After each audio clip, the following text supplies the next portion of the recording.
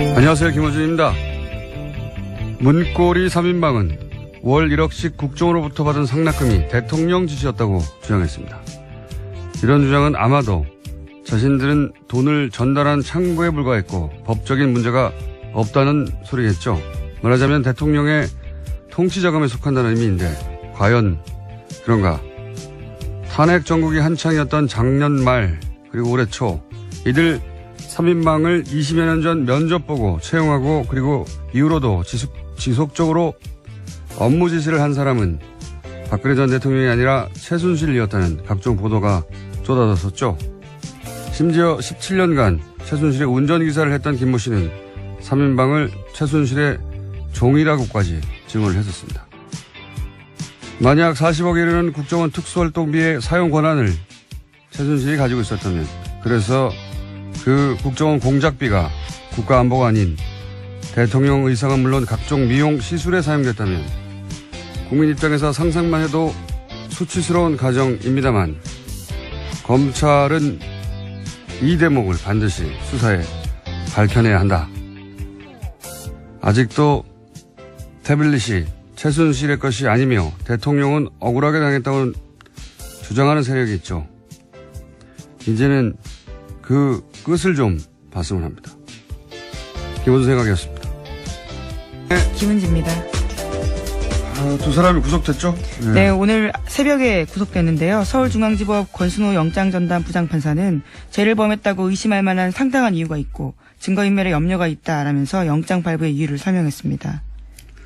안봉문이지만 이렇게 해서 3인방 모두가 지금 수감된 상태인 건데 아직도 태블릿이 최순실 것 아니다. 대통령은 사익을 추구한 적이 없다. 이런 얘기를 하신 분들이 있죠. 왜냐하면 박근혜 전 대통령도 아직도 그렇게 주장하고 있기 때문에요. 네. 3차 담화에서도 사실은 핵심 메시지가 그거였어요. 잠시 다시 들어보시겠습니다. 오로지 국가와 국민을 위하는 마음으로 모든 노력을 다해왔습니다. 단 한순간도 저의 사익을 추구하지 않았고 작은 사심도 품지 않고 살아왔습니다. 미용시술은 국익이 아니에요. 네, 국익이 아닌데 사실 이 3인방에 대해서 작년 말 올해 초 그러니까 우리나라 언론이 언론 역사상 이렇게 활발하게 탐사 보도를 한 적이 과연 있을까 싶을 정도로 국내에 존재하는 모든 레벨의 미디어들이 사실은 최순실의 과거, 최태민 씨 또는 3인방의 과거에 대해서 추적 보도를 했었고 그때 굉장히 많은 보도가 쏟아져 있었어요. 네, 그렇죠. 그때 잠시 되짚어 보면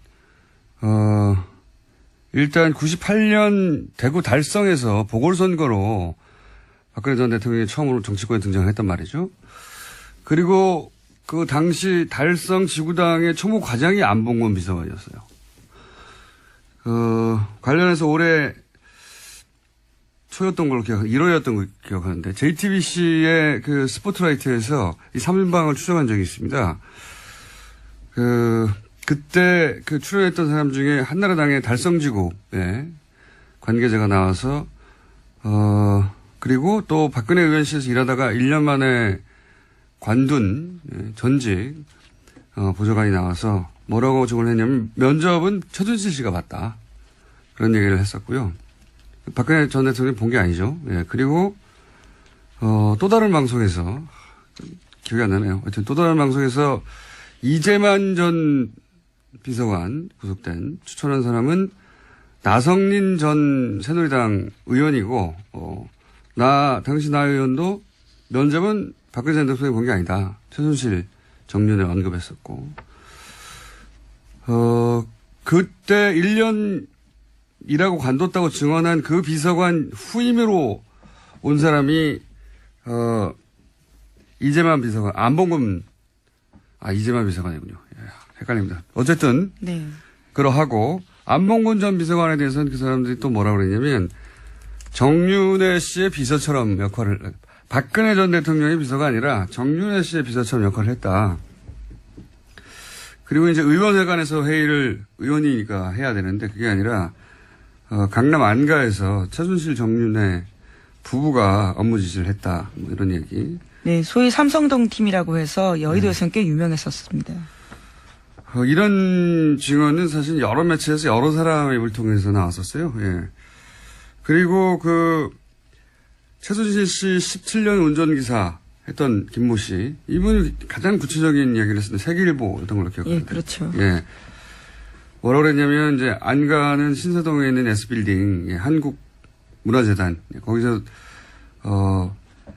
최순실 정윤회 부부가 사실상 업무 지시를 다 했고, 그리고 아주 구체적인 이런 얘기를 했어요. 예. 3인방에 대해서는 어떻게 표현했냐면 그 사람들은 대통령의 사람이 아니다. 예, 대통령의 사람이 아니고 이때는 박근혜 전 대통령이 아직 탄핵되기 전입니다. 대통령의 사람 그게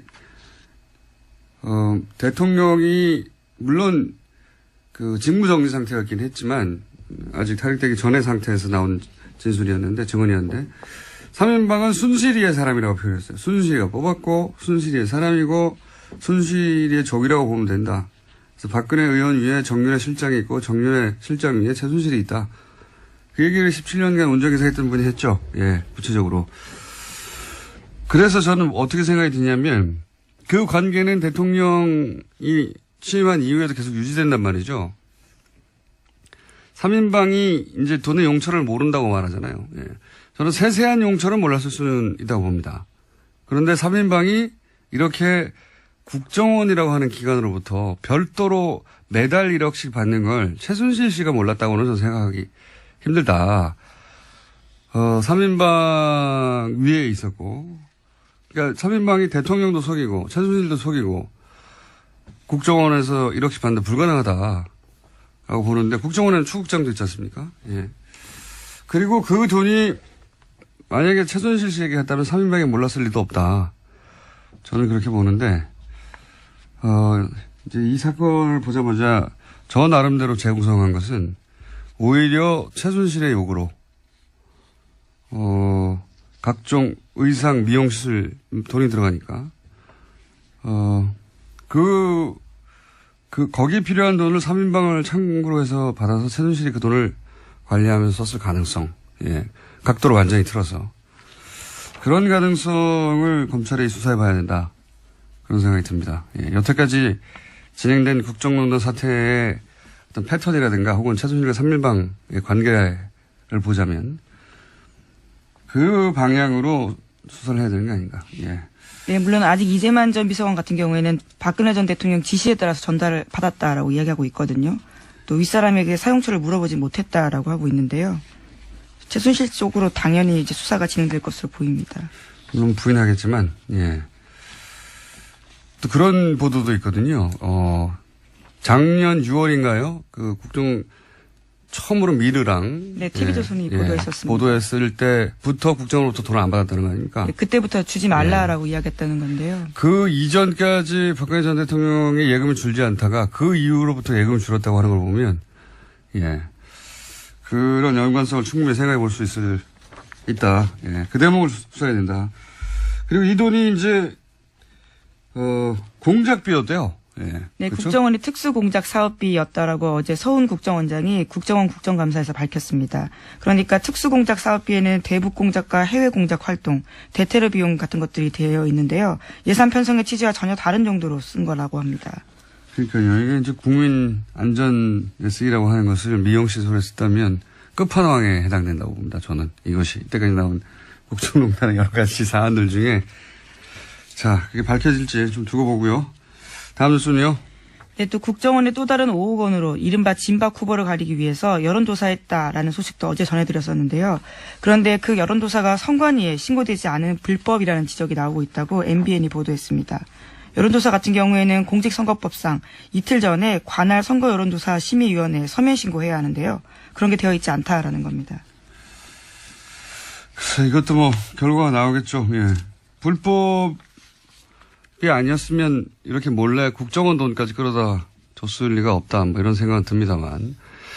하여튼 지금 선관위에 신고되지 않은 불법 여론조사는 지적도 나오고 있다. 예. 다음 뉴스는요. 네, 국정원 댓글 사건 수사를 받던 국정원이요. 압수수색에 대비해서 가짜 사무실 같은 것들을 꾸렸다라는 것들은 이미 말씀드린 바가 있습니다. 그렇게 검찰 수사 방해해왔던 건데요. 이 사실이 드러나게 된 데에는 추명호 전 국장의 구속영장 기각이 결정적 역할을 했다라고 오늘 아침에 국민일보가 보도했습니다. 그러니까 추 전 국장의 영장 기각 소식을 접한 국정원 간부급 유모 씨가 억울하다라면서 진실을 말하기 시작한 건데요. 유 씨 같은 경우에는 한 달 전에 문성군 김여진 씨의 합성 사진을 제작했다라는 혐의로 구속된 바 있습니다. 그런데 윗선인 추 전 국장은 빠져나가고 지시를 이행한 자기만 구속된 게 납득할 수 없다면서 과거 사건까지 이야기하게 된 겁니다. 나비 효과네요. 예. 추 국장의 기각을 납득할 수가 없다고 하는, 예.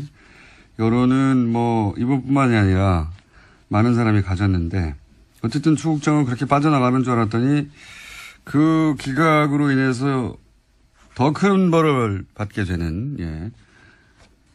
대단한 나비 효과입니다. 예. 풀어줬는데, 왜 나만 잡아놓은 거야, 그럼? 하고 화가 나가지고. 사실은 밝혀내기, 이제 이렇게, 자백하지 않았으면 밝혀낼 수 없는 사안인데. 예, 그렇죠. 꽁꽁 숨겨놨던 사실인데요. 네. 4년 전에 댓글 수사팀의 압수수색 때 벌어졌던 사기극에 대해서 이야기하겠다라고 이야기한 겁니다. 이게 밝혀질지 몰랐을 거예요, 국정원에서도. 이걸 이제 억울해서 얘기했더니 나비 효과로 추 국장도 사실은 이제 구속영장이 발부될 가능성이 대단히 높아졌고 더 큰 죄로 더 죄가 커져서 그리고 검찰 간부 3명이 동시에 구속영장이 또 발부가 된 거죠. 예. 예, 아직 발부되지는 않았고요. 이제 영장이 청구가 돼서 청구가 이제, 됐죠. 예, 예. 영장 실질 심사를 받게 됩니다. 발부될 가능성이 대단히 높다고 봅니다. 이것은. 예. 사안이 너무 명백해가지고 대단한 나비 효과입니다. 자, 영장을 기각했던 당시 영장 전담 판사에게 저희가 화냈던 것 사과드리고요. 감사드리는 바입니다. 다음 뉴스는요? 네, 또 박근혜 정부 당시 화이트리스트 작성과 지원과 관련해서요. 삼성 미래전략실이 주도적인 역할을 했다라고 이뉴스투데이가 보도했습니다. 관련한 자료들을 입수했다라는 건데요. 허현준 전 청와대 행정관이 정경련에 가장 큰 영향력을 행사해온 삼성과 밀접한 관계를 맺으면서 화이트리스트 특별관리했다라는 겁니다. 아, 참. 평상시 같았으면 이런 뉴스 하나만으로도 예, 포탈을 뒤덮어야 되는 거예요. 이게 그러니까 청와대에서 화이트리스트를 관리하는데 그 직접적인 돈의 집행은 삼성의 미래전략실이 주도하고 관리했다는 거 아닙니까? 예. 삼성이 무슨 국가기관도 아닌데 국정 운영하셨어요. 예. 네, 굉장히 구체적인 진술까지 나오는데요. 기사에 따르면 정경련 한 관계자의 멘트가 있습니다. 김한표 전 삼성 미래전략실 전무가 특정 단체를 지목해서 얼마 지원하라 이렇게 지시하면 삼성의 명령인이 어쩔 수 없이 따르는 형식이었다라는 겁니다. 삼성의 미전실, 최순실 말사진과 관련해서 예, 책임이 그 책임 때문에 지금 구속되어 있는 예. 그 미전실에서 화이트리스트를 집행할 때 집행 책임자였다. 뭐 이런 의미의 기사고 사실은 대단히 굉장한 뉴스인데 포털에서는 보기 힘듭니다. 현재. 예. 이뉴스투데이의 단독이고 굉장히 큰 단독이거든요. 청와대는 최순실이 운영했고 예. 국정원 삼성이 운영했다. 이렇게 표현할 수 있을 정도로 청와대가 화이트리스트를 만들고 정치적으로 그런 활동을 해왔다는 건 뭐 여러 차례 보도됐는데 그 자금의 집행을 삼성의 미전실이 주도했다는 거는 처음 나온 얘기거든요. 예. 네, 또 미전실 관계자 그러니까 미전실 그 전무 같은 경우에는요. 이 정경련 관계자의 멘트에 따르면 청와대를 등에 업고 실질적 그림을 그리면서 실무에까지 관여했다라면서 보수단체는 물론이고 특정 대학생 단체까지 지정해줬다라고 합니다. 삼성 미전실에서 여기 돈 주라 하는 걸 주도했다는 거잖아요. 예. 참네. 이 뉴스는 매우 중요한 뉴스라 포털에서는 찾기 힘드실 텐데 저희가 굳이 찾아서 알려드립니다. 알려드리고 앞으로도 계속 이 뉴스는 저희가 팔로우를 하겠습니다. 다음은요? 네, 어제 방송문화진흥회에서 고용주 이사장에 대한 불신임안이 가결됐습니다. 박문진은 MBC 최대 주주인데요. 이에 따라서 김장겸 MBC 사장의 해임안 처리도 초읽기에 들어갔습니다. 방문진은 김장겸 사장에 대한 해임안도 오는 8일 정도에 임시 이사회를 열어서 처리하기로 했습니다. 고용주 사장은 뭐 문재인 빨갱이를 외치던 분이죠. 예. 지금 그걸로 재판받고 있는 중입니다. 뭐 그렇게 생각하는 사람이 세상에 있을 수는 있습니다. 예. 저를 사람이 아니라 바야바로 본다든가 사스카치, 예. 추바카 이렇게 생각하는 사람도 있을 수 있죠. 근데 그렇게까지 굴절된 세계관을 가진 사람이 공영방송을 책임지는 수장이 되면 안 되는 거죠. 박문진. MBC의 최대 주주죠. 박문진. 사실 박문진의 수장이 대통령이 아니라 사장을, 네. MBC 사장을 좌지우지할 수 있으니까요. 네. 지금 드디어 이제 불신이 많이 가결됐다. 네, MBC 노조가 지금 파업하고 있는 중인데 그에도 아주 큰 영향을 미칠 것으로 보입니다. 그러니까요. 그런 분은 있을 수 있는데 그런 분이 공영방송을 책임지는 박문진 수장이 돼서는 안 된다. 간단한 얘기 아닙니까? 이때까지는 근데 그래왔다. 예, 이제 해결의 길이 보이네요. 그 다음은요? 네, 바야바라고 말씀하시니까 생각나는 뉴스가 있는데요. 네, 내일 SBS 김어준의 블랙하우스에서 유병원 전 세모그룹 회장의 장남 유대균 씨를 최초 인터뷰에서 내보낸다라고 합니다. 네. 네, 두 분의 같이 서 있는 모습들이 이미 화면에 나오던데요. 굉장히 놀라운 케미를 자랑하시더라고요. 네, 형제라는 얘기도 듣고 있습니다. 직접 보시면 사이즈가 완연히 달라요. 뼈 없는 치킨 주문해서 같이 드셨나요? 아, 그때 이호 뉴스는, 예, 뉴스성이 있기 때문에 제가 소개해드리면, 내일 밤 11시 하는 블랙하우스 제가 진행하게 됩니다. 너무 대놓고 네. 이렇게 홍보하시면 어떡하십니까? 예, TBS 사장님 절 자르십시오. 예. 근데 뉴스성이 있는 대목이 뭐가 있냐면, 뭐, 자세한 내용은 그 방송 이후에 제가 뉴스공장에서 월요일 날 뒷이야기, 방송에 담기지 않은 이야기, 뭐, 하겠지만, 지금 방금 물어보니까 말씀드리겠는데, 그때, 유병원 씨와 장남, 유대균 씨를 체포할 때, 이런 뉴스가 쏟아졌어요. 뭐, 그 남녀 관계가 어떻다부터 시작해가지고. 네, 그래서 굉장히 가십성 뉴스가 집중됐습니다. 예, 뼈 없는 치킨을 소심한 목소리로 주문했다라는 게 채널A의 그 유명한 단독 보도였습니다. 근데 이게 이제, 물론 제가 물어봤어요. 그것도. 가서 물어봤는데, 이리저리 다 파악해 보니, 결론적으로 말씀드리면, 논두렁 시계와 같은 거였어요. 기본적으로. 그런 사실이 아니었고, 그런 뼈 없는 닭을 주문했다든가 그런 일은 전혀 없었고, 이 내용은 나올지 모르겠습니다만, 중요한 내용, 그렇게 결정적인 내용은 아니니까 말씀드리자면, 그런 일은 없었고, 그런 프레임이었어요. 예. 어쨌든 세월호 관련해서 아직 밝혀지지 않은 게 굉장히 많죠. 예. 밝혀지지 않은 게 굉장히 많은데, 내일 방송에서는 세월호 관련해서 처음 들어보는 얘기가 나올 겁니다, 아마. 예. 제가 아무하고도 인터뷰하지 않는 분들 만나서 이제 깊은 내막 듣고 오는 게 제 전공이거든요. 예. 일부러 들으실 수 있다. 네. 밤에. 자, 다음 뉴스는요? 네, 오늘 박근혜 전 대통령의 제명 여부가 결정됩니다. 박근혜 전 대통령은 당 윤리위에 탈당 권고를 받고 열흘 넘게 의사를 밝히지 않았는데요. 이에 따라서 제명 요건이 충족됐다라는 게 홍준표 대표 쪽 생각입니다. 뭐 대단한 일이 벌어질 것처럼 막 떠들어대는데 결국 박근혜 전 대통령 사실상 정치적으로 사망한 박근혜 전 대통령 열흘이면 자동 제명되는 이거 하나 못해서 한국당이 이러고 있는 거예요. 예. 네, 심지어 서청원 최경환 의원 같은 경우에는 징계하겠다라고 했었는데요. 이 또한 미뤄두겠다라는 겁니다. 말도 안 되는. 뭐가 말이 안 되냐면 이 사안이 이렇게까지 대단한 사안인가. 예. 한국당이 현재 처지를 말해주는 뉴스라고 봅니다. 예. 다음 뉴스는요? 네, 또 구글과 네이버가 날선 공방을 벌였는데요. 세금 회피 논란과 네이버의 뉴스 편집 논란 등을 두고 정면 충돌한 겁니다. 공식 자료와 반박 자료 등을 내면서 잇따라 설전을 벌인 건데 구글 코리아가 어제 네이버의 이해진 창업자가 국회 국정감사에서 한 발언이 매우 유감이다라고 밝히면서 시작됐습니다. 재밌는 대결입니다. 이것은 네이버하고 구글이 이제 뭐 세금을 내네 어쩌네. 그러니까 네이버 쪽에서 구글은 제대로 된 세금을 내지 않는다.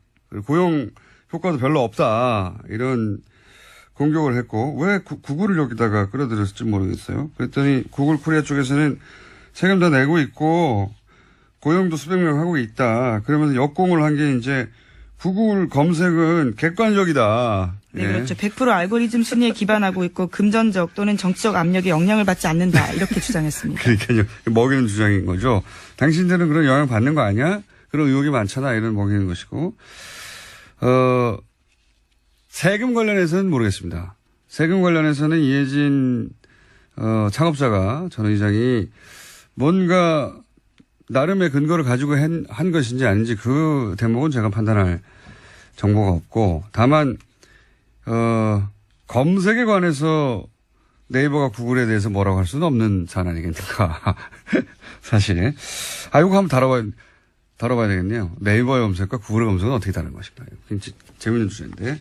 근데 구글이 뭐 정확하게는 페이스북이 가장 집중적인 공격을 받는데 우리나라에서 네이버가 이런 포털의 기능을 하는 곳이 사실상 개별 미디어보다 훨씬 언론적 영향을 많이 미치는데 언론과는 다르게 규제를 받지 않는다. 이런 공격을 받고 있지 않습니까? 근데 지난 네? 국정감사 내내 그 이야기가 나왔었습니다. 미국에서도 사실은 특히 페이스북이 이미 미디어적 기능을 하고 있는데도 불구하고 아무런 통제도 없다고 해가지고 지난 대선에 이제 러시아 관련해서 왜냐하면 그런 광고들이 미국 대선 광고인데 어떻게 러시아 루블화로 지불이 네, 그렇죠. 되냐.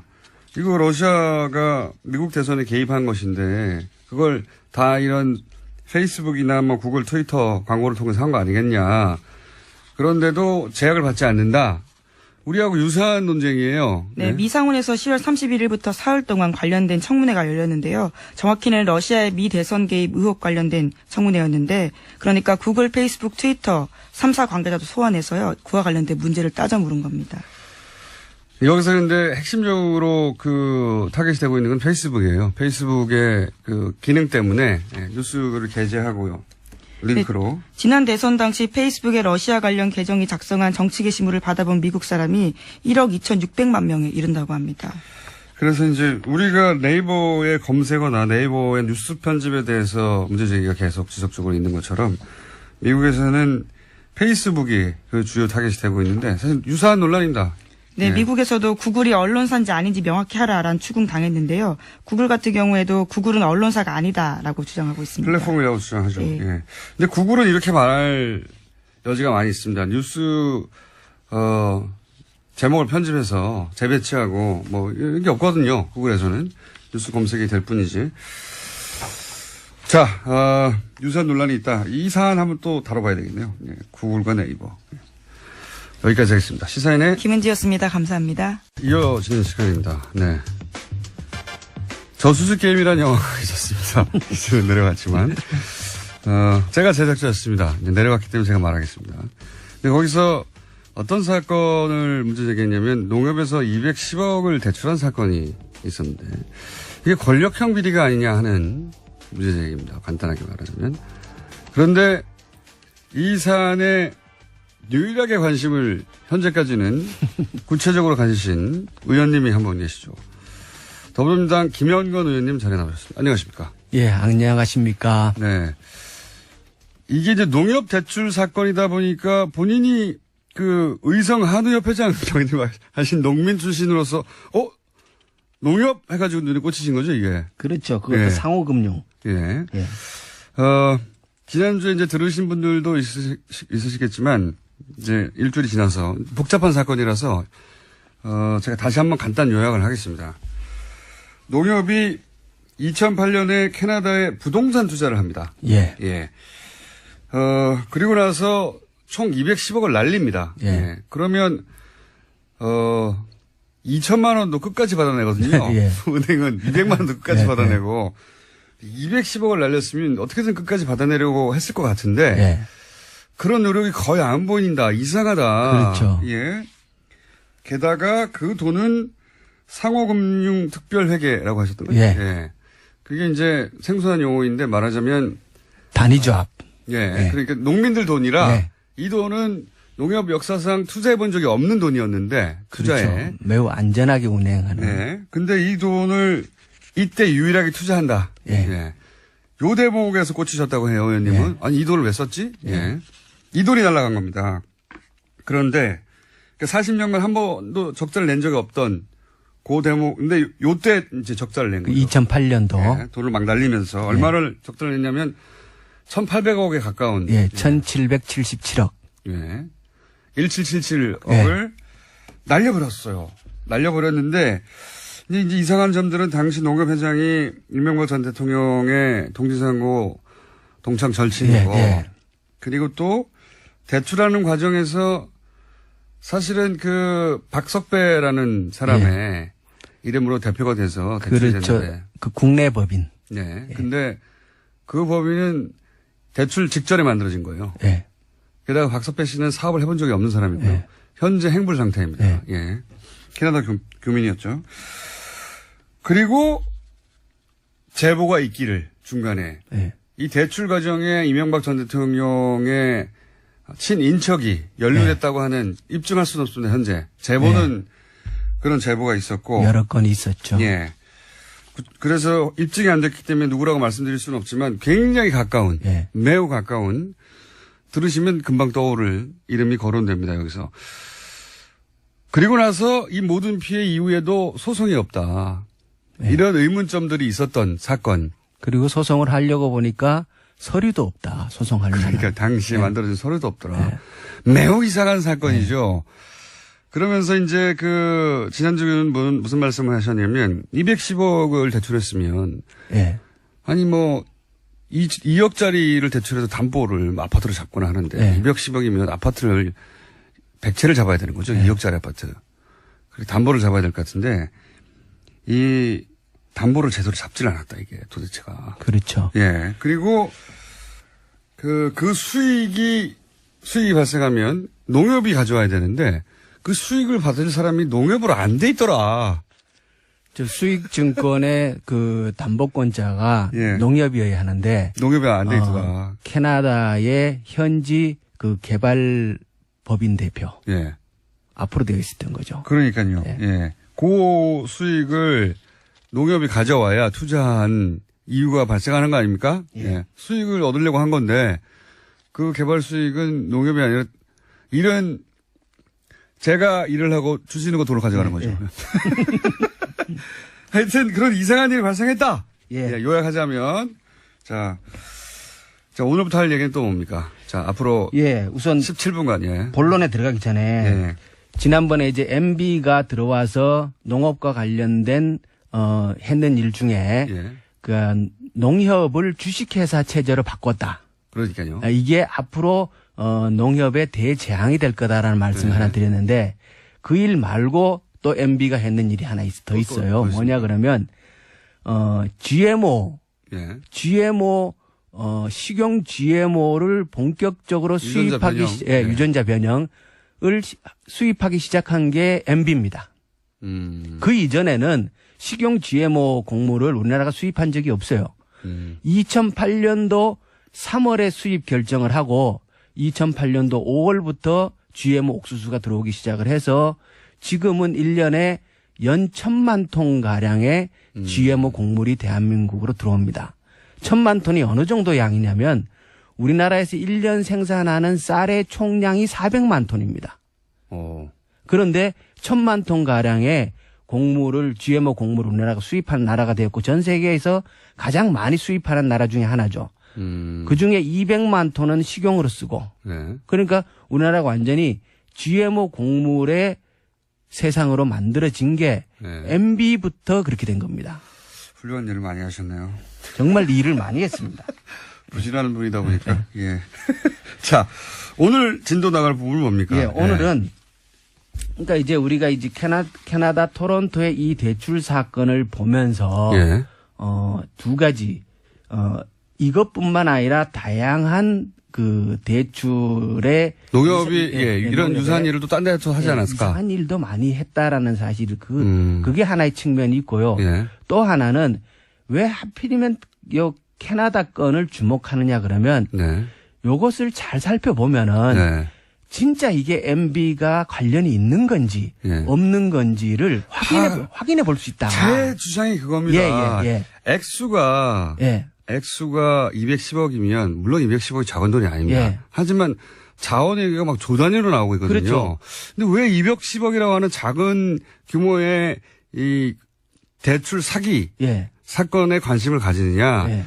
요 사건을 잘 들여다보면 요 사건이 이명박 전 대통령하고 관련이 만약에 있다면 예. 만약에 있다면 아 이렇게 했구나 하는 구조가 나오는 겁니다. 예. 저는 처음에 그게 안 보였어요. 안 보이셨구나. 안 보였는데 제가 왜 관심 가졌겠어요. 요 돈이 사라지는 은행이 있지 않습니까? 예. 요 돈이 사라지는 은행이 자원외교 때 등장한 은행하고 똑같은 은행이에요. 예. 계속해서. 그러니까 이게 이제 나눠서 얘기를 하면요. 예. 210억이 가면서 160억 원은 수익증권으로 네. 가고 예. 나머지 돈이 이자 몫으로 국내에 남아요. 네. 남는데 그 돈을 빌려줬으니까 이자도 받아야 되고 원금도 나중에 상환을 해야 되고 해야 되는데. 하는 그 통장을 개발업체와 예. 그 농협이 함께 개설을 합니다. 우리 생각해 보시면 우리가 뭐 아파트 예. 남매력으로 대출 받으면 예. 통장에다 계속 돈 넣지 그렇죠. 않습니까? 예. 대출금 상환하지 않습니까? 예. 그런 통장을 만들었다는 그렇죠. 거죠. 예. 돈을 주고받는 통장을 만드는데 그 통장을 4개를 만듭니다. 예. 외환은행 통장이고 2개는 원화 통장이고 2개는 미화 통장으로 만듭니다. 네. 이 4개의 통장을 통해서 농협이 210억을 대출을 해줬다가 60억은 예. 이자로 받아요. 예. 그러니까 돈이 오고 가고 했던 게 많은 거죠. 예. 그러면 이 4개의 통장을 농협이 질권 설정이라는 걸 해요. 예. 통장을 함께 개설을 하는데 자물쇠는 농협이 갖고 있는 거죠. 간단하게 표현하면 예. 농협만 인출을 할 수 있게. 농협만 인출할 수 있고. 왜냐하면 그건 농협 돈이니까요. 그렇죠. 농협이 그 예. 통장을 통해서 결국은 대출해준 돈의 이자와 원금을 회수해야 되는 거니까. 그렇죠. 근데 이게 돈이 왔다 갔다 하는데 농협이 그 자물쇠를 어느 순간에 풀어놓습니다. 이 영화에서도 다루는데 예. 엄청나게 이상한 일입니다.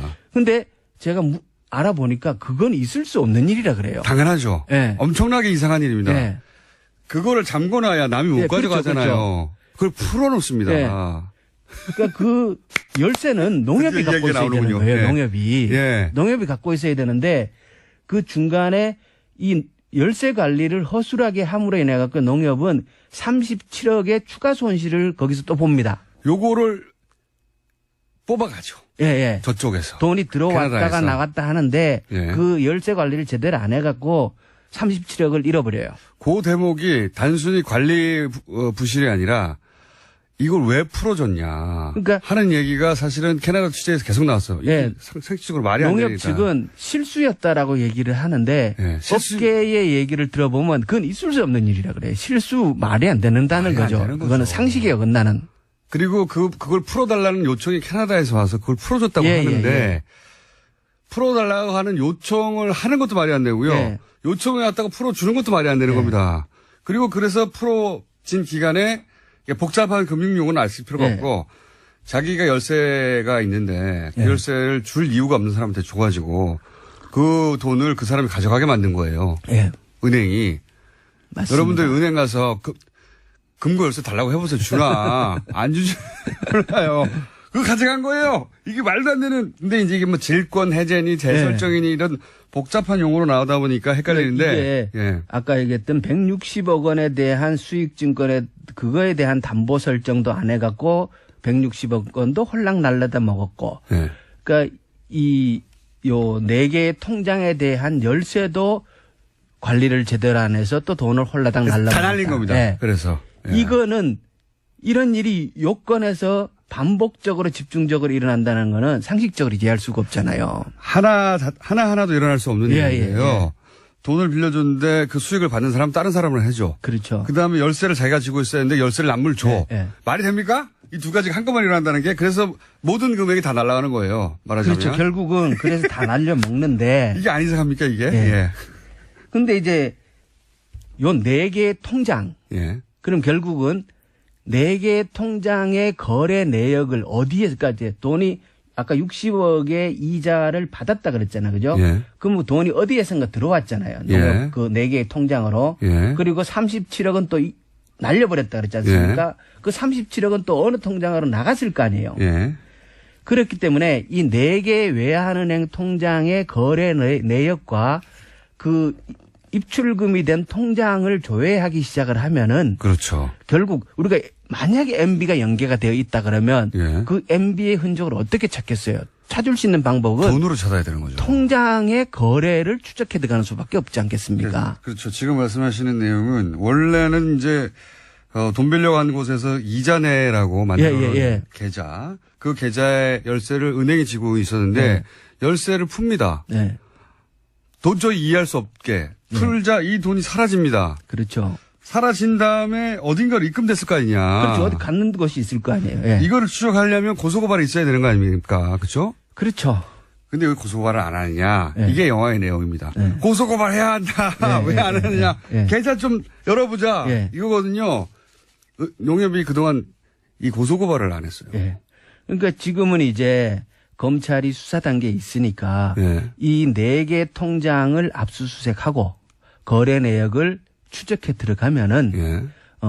이 돈이 어디로 사라졌는지 진짜 MB의 연관성이 있는지 없는지를 확인할 수 있을 거라는 거죠. 그게 이제 영화를 만든 이유입니다. 예. 요건 사건이 작은데 예. 요 계좌를 따라가다 보면 예. 요 계좌가 흘러가서 모여있는 곳이 어디 있을 것이고 그렇죠. 예. 거기가 저수지에 있지 않겠는가. 예. 조세 피처라든가. 요 계좌가 예. 그 저수지로 물이 들어가는 물꼬일 가능성, 이 물꼬와 연결되어 있을 가능성을 보는 거죠. 아니 영화 할 때 나오셨어야지. 영화 다 끝나고 나서 이제. 사실 영화를 다 끝났으니까 제가 이렇게 막 말을 할 수 있긴 합니다만 저수지 게임이라는 게 그 내용이에요. 예. 예. 그 내용을 사실 국내 언론 누구도 관심 갖지 않고 있는데 그냥 뭐 비자금 얘기, 추상적인 얘기 아닙니까? 어떻게 찾아요? 여기를 따라가면 비자금의 저수지를 찾을 수도 있지 않을까? 예. 근데 왜 아무도 고소고발을 안 하지? 예. 제발 고소고발을 해다오. 이런 요청이자 비명을 지르고 있는 거거든요. 예. 그래서 제가 그 너무 4개 늦게 나오셨어요. 4개 통장의 통장 번호를 가져왔다는 거. 예. 이건 4개 통장을 다 갖고 있으니까 예. 아마 조사를 하자. 네, 조사를 해달라. 게다가 또 의심하는 것은 이 물론 대출과 그리고 대출을 해소하지 못한 그리고 나서도 고소고발을 하지 않은 예. 전체 상황도 다 이상하지만 이 상대 거래은행이 RBK라는 것도 저는 대단히 이상한 겁니다. 그렇죠. 예, 캐나다에서 하베스트 무슨 2조 날렸다, 뭐, 예. 닐 2조 날렸다, 이런 사안들 있지 않습니까? 초대형, 자원외교 실패. 예. 실패 스토리에 단골 등장합니다, 이 은행이. 예. 항상 로얄 뱅크 오브 캐나다가 등장해요. 그리고 로얄 뱅크 오브 캐나다의 조세 해피처로 이게 빠져나가지 않았을까, 이런 의심도 있는데, 여기까지밖에 못했어요. 네.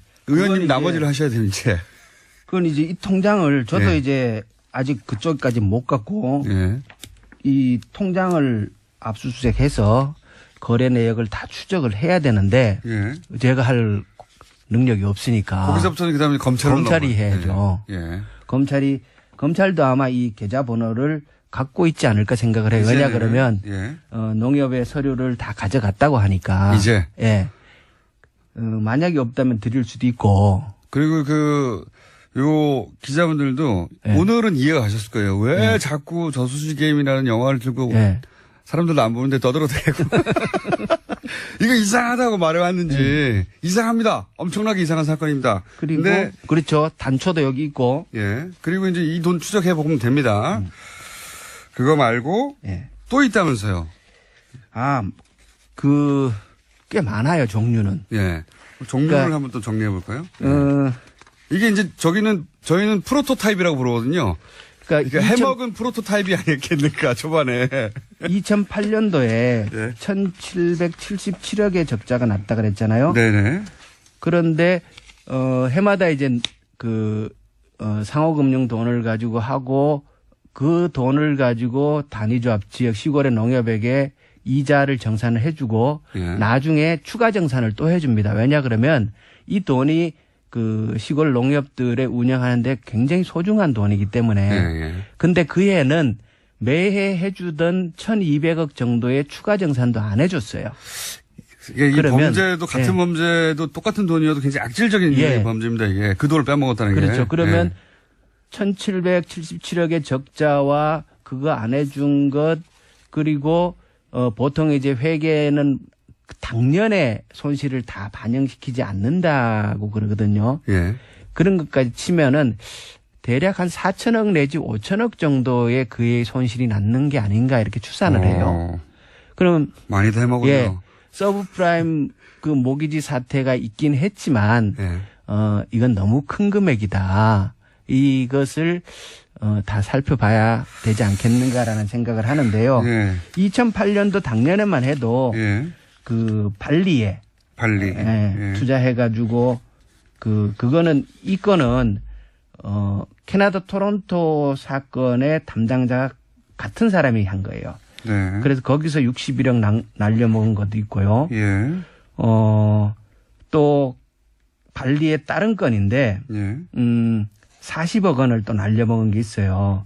그런데 40억 원. 예, 이 예. 사람은 이분이 자살한 분 아닙니까? 예, 맞습니다. 나중에 40억 원밖에 안 날렸는데. 예, 진짜 저수지에 예.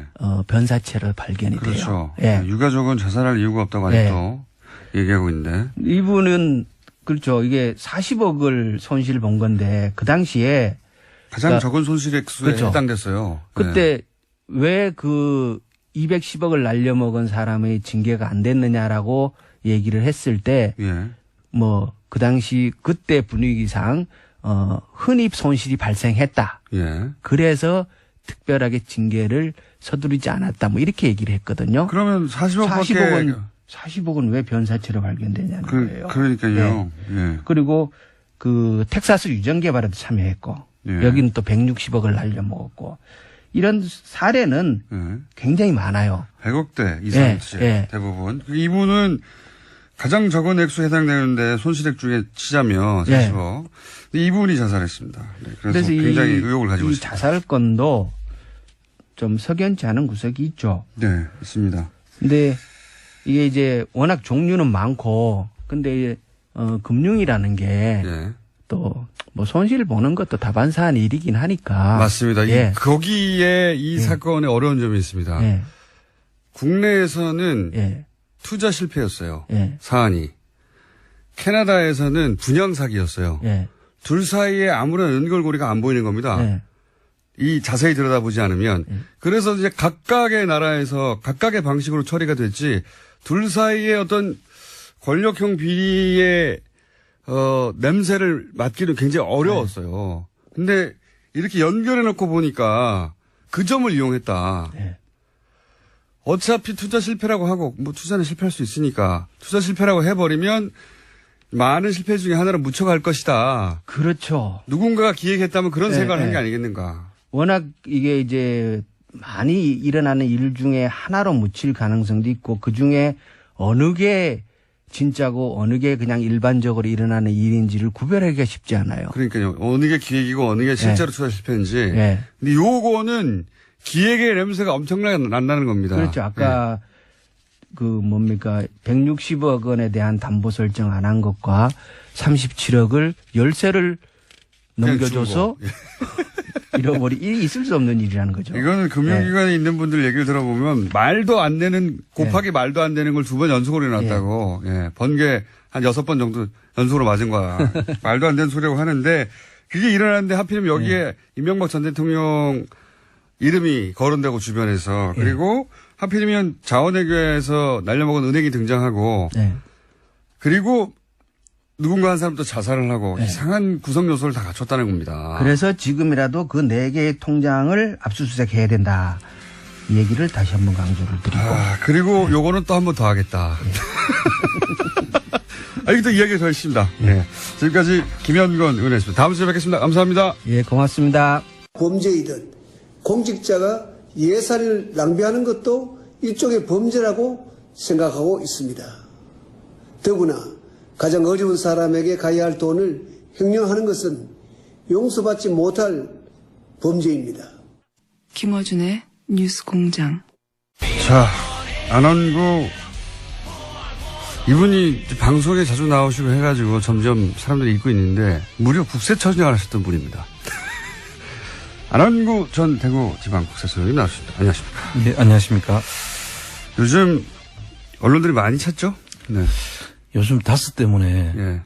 각 언론들이 너무 지금 저를 자주 불러가지고 네. 좀 제가 다른 일을 못 하겠어요. 귀찮습니까? 진작에 부르지. 자, 엄청나게 바쁜 분입니다, 요즘. 예. 예전에는, 아무 때나 만날 수 있었거든요.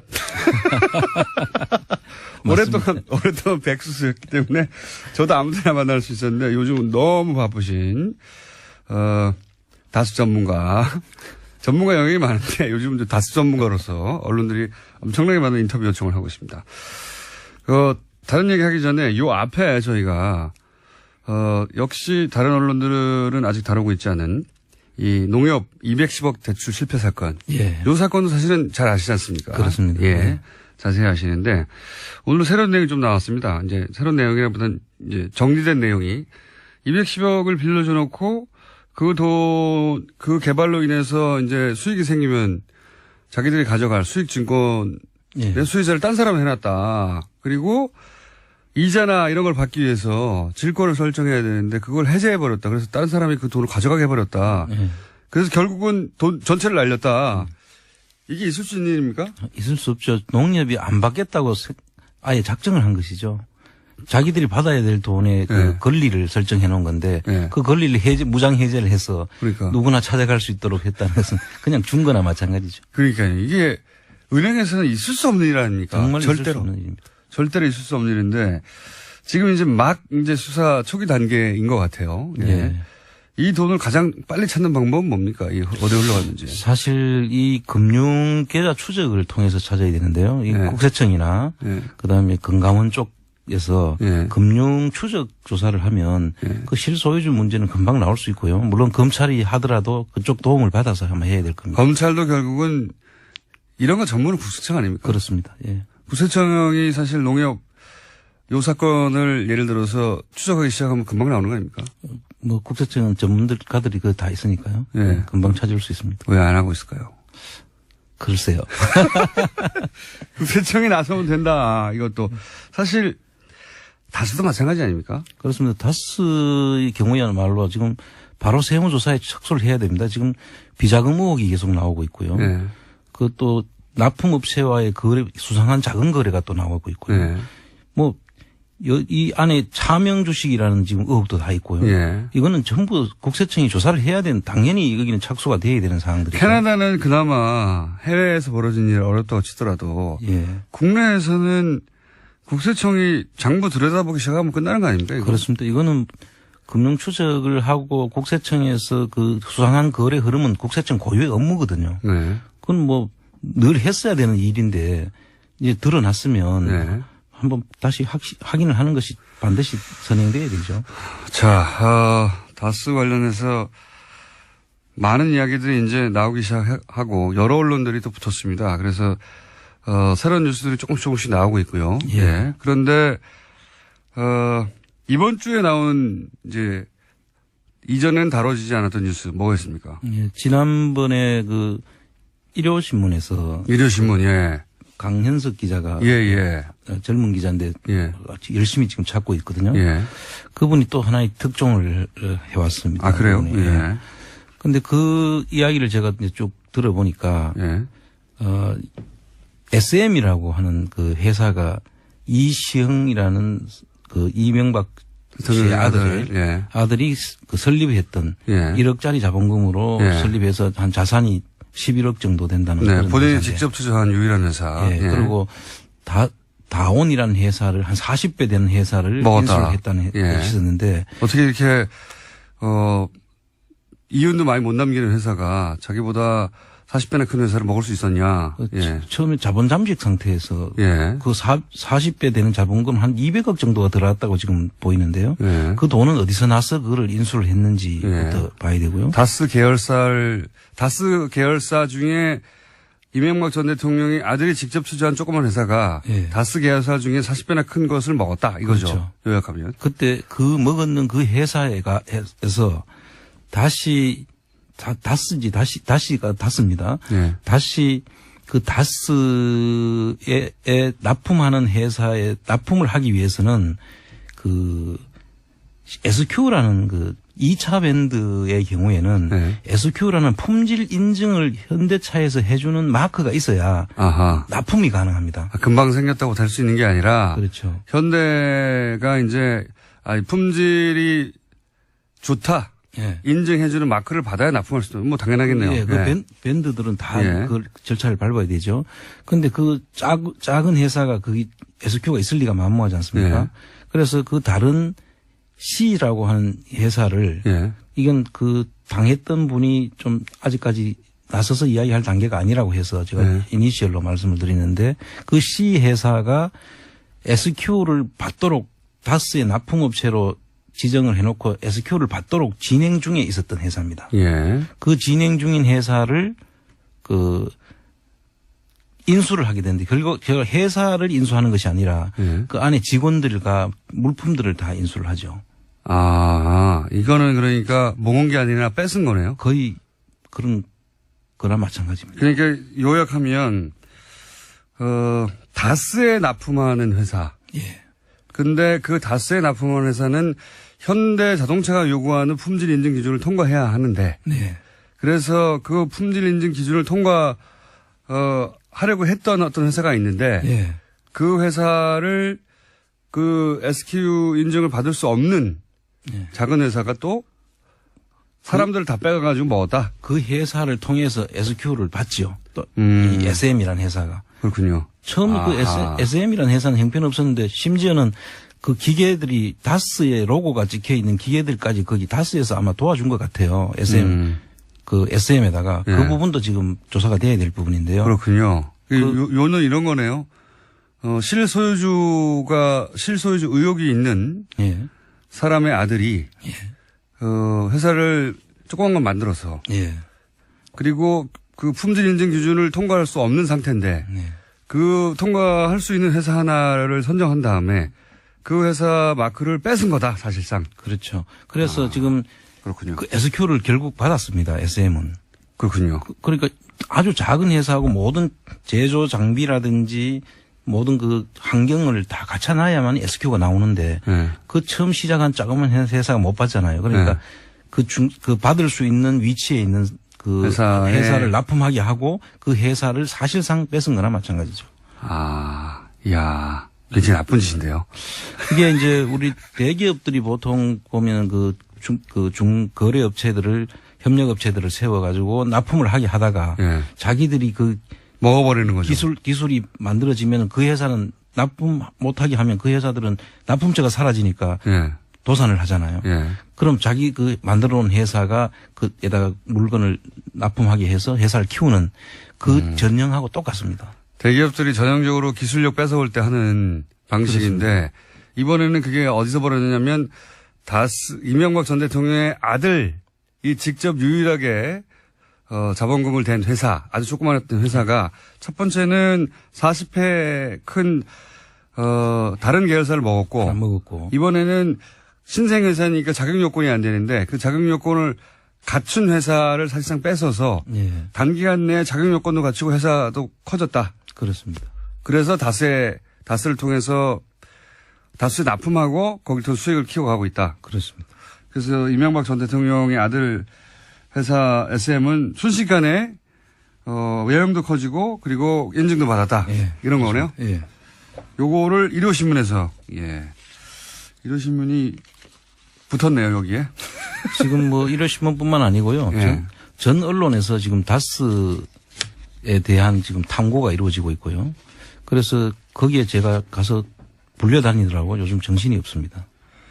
그런데 이런 인수나 또는 이 과정 전체에 예를 들어 인수에 다스의 돈이 쓰였거나 아까 이제 인수에 한 200억 정도가 필요했을 것 같은데라고 말씀하셨는데 그 돈이 어디서 왔는지를 또 추적하면 실소유주가 나올 수가 있겠네요. 그렇죠. 예. 이 돈을 준 사람이 사실은 그러니까 이명박 전 대통령 아들에게 이 돈을 준 사람. 예. 예. 그게 다스에서 나왔다면 다스가 이명박 전 대통령 거죠. 그렇습니다. 예. 예.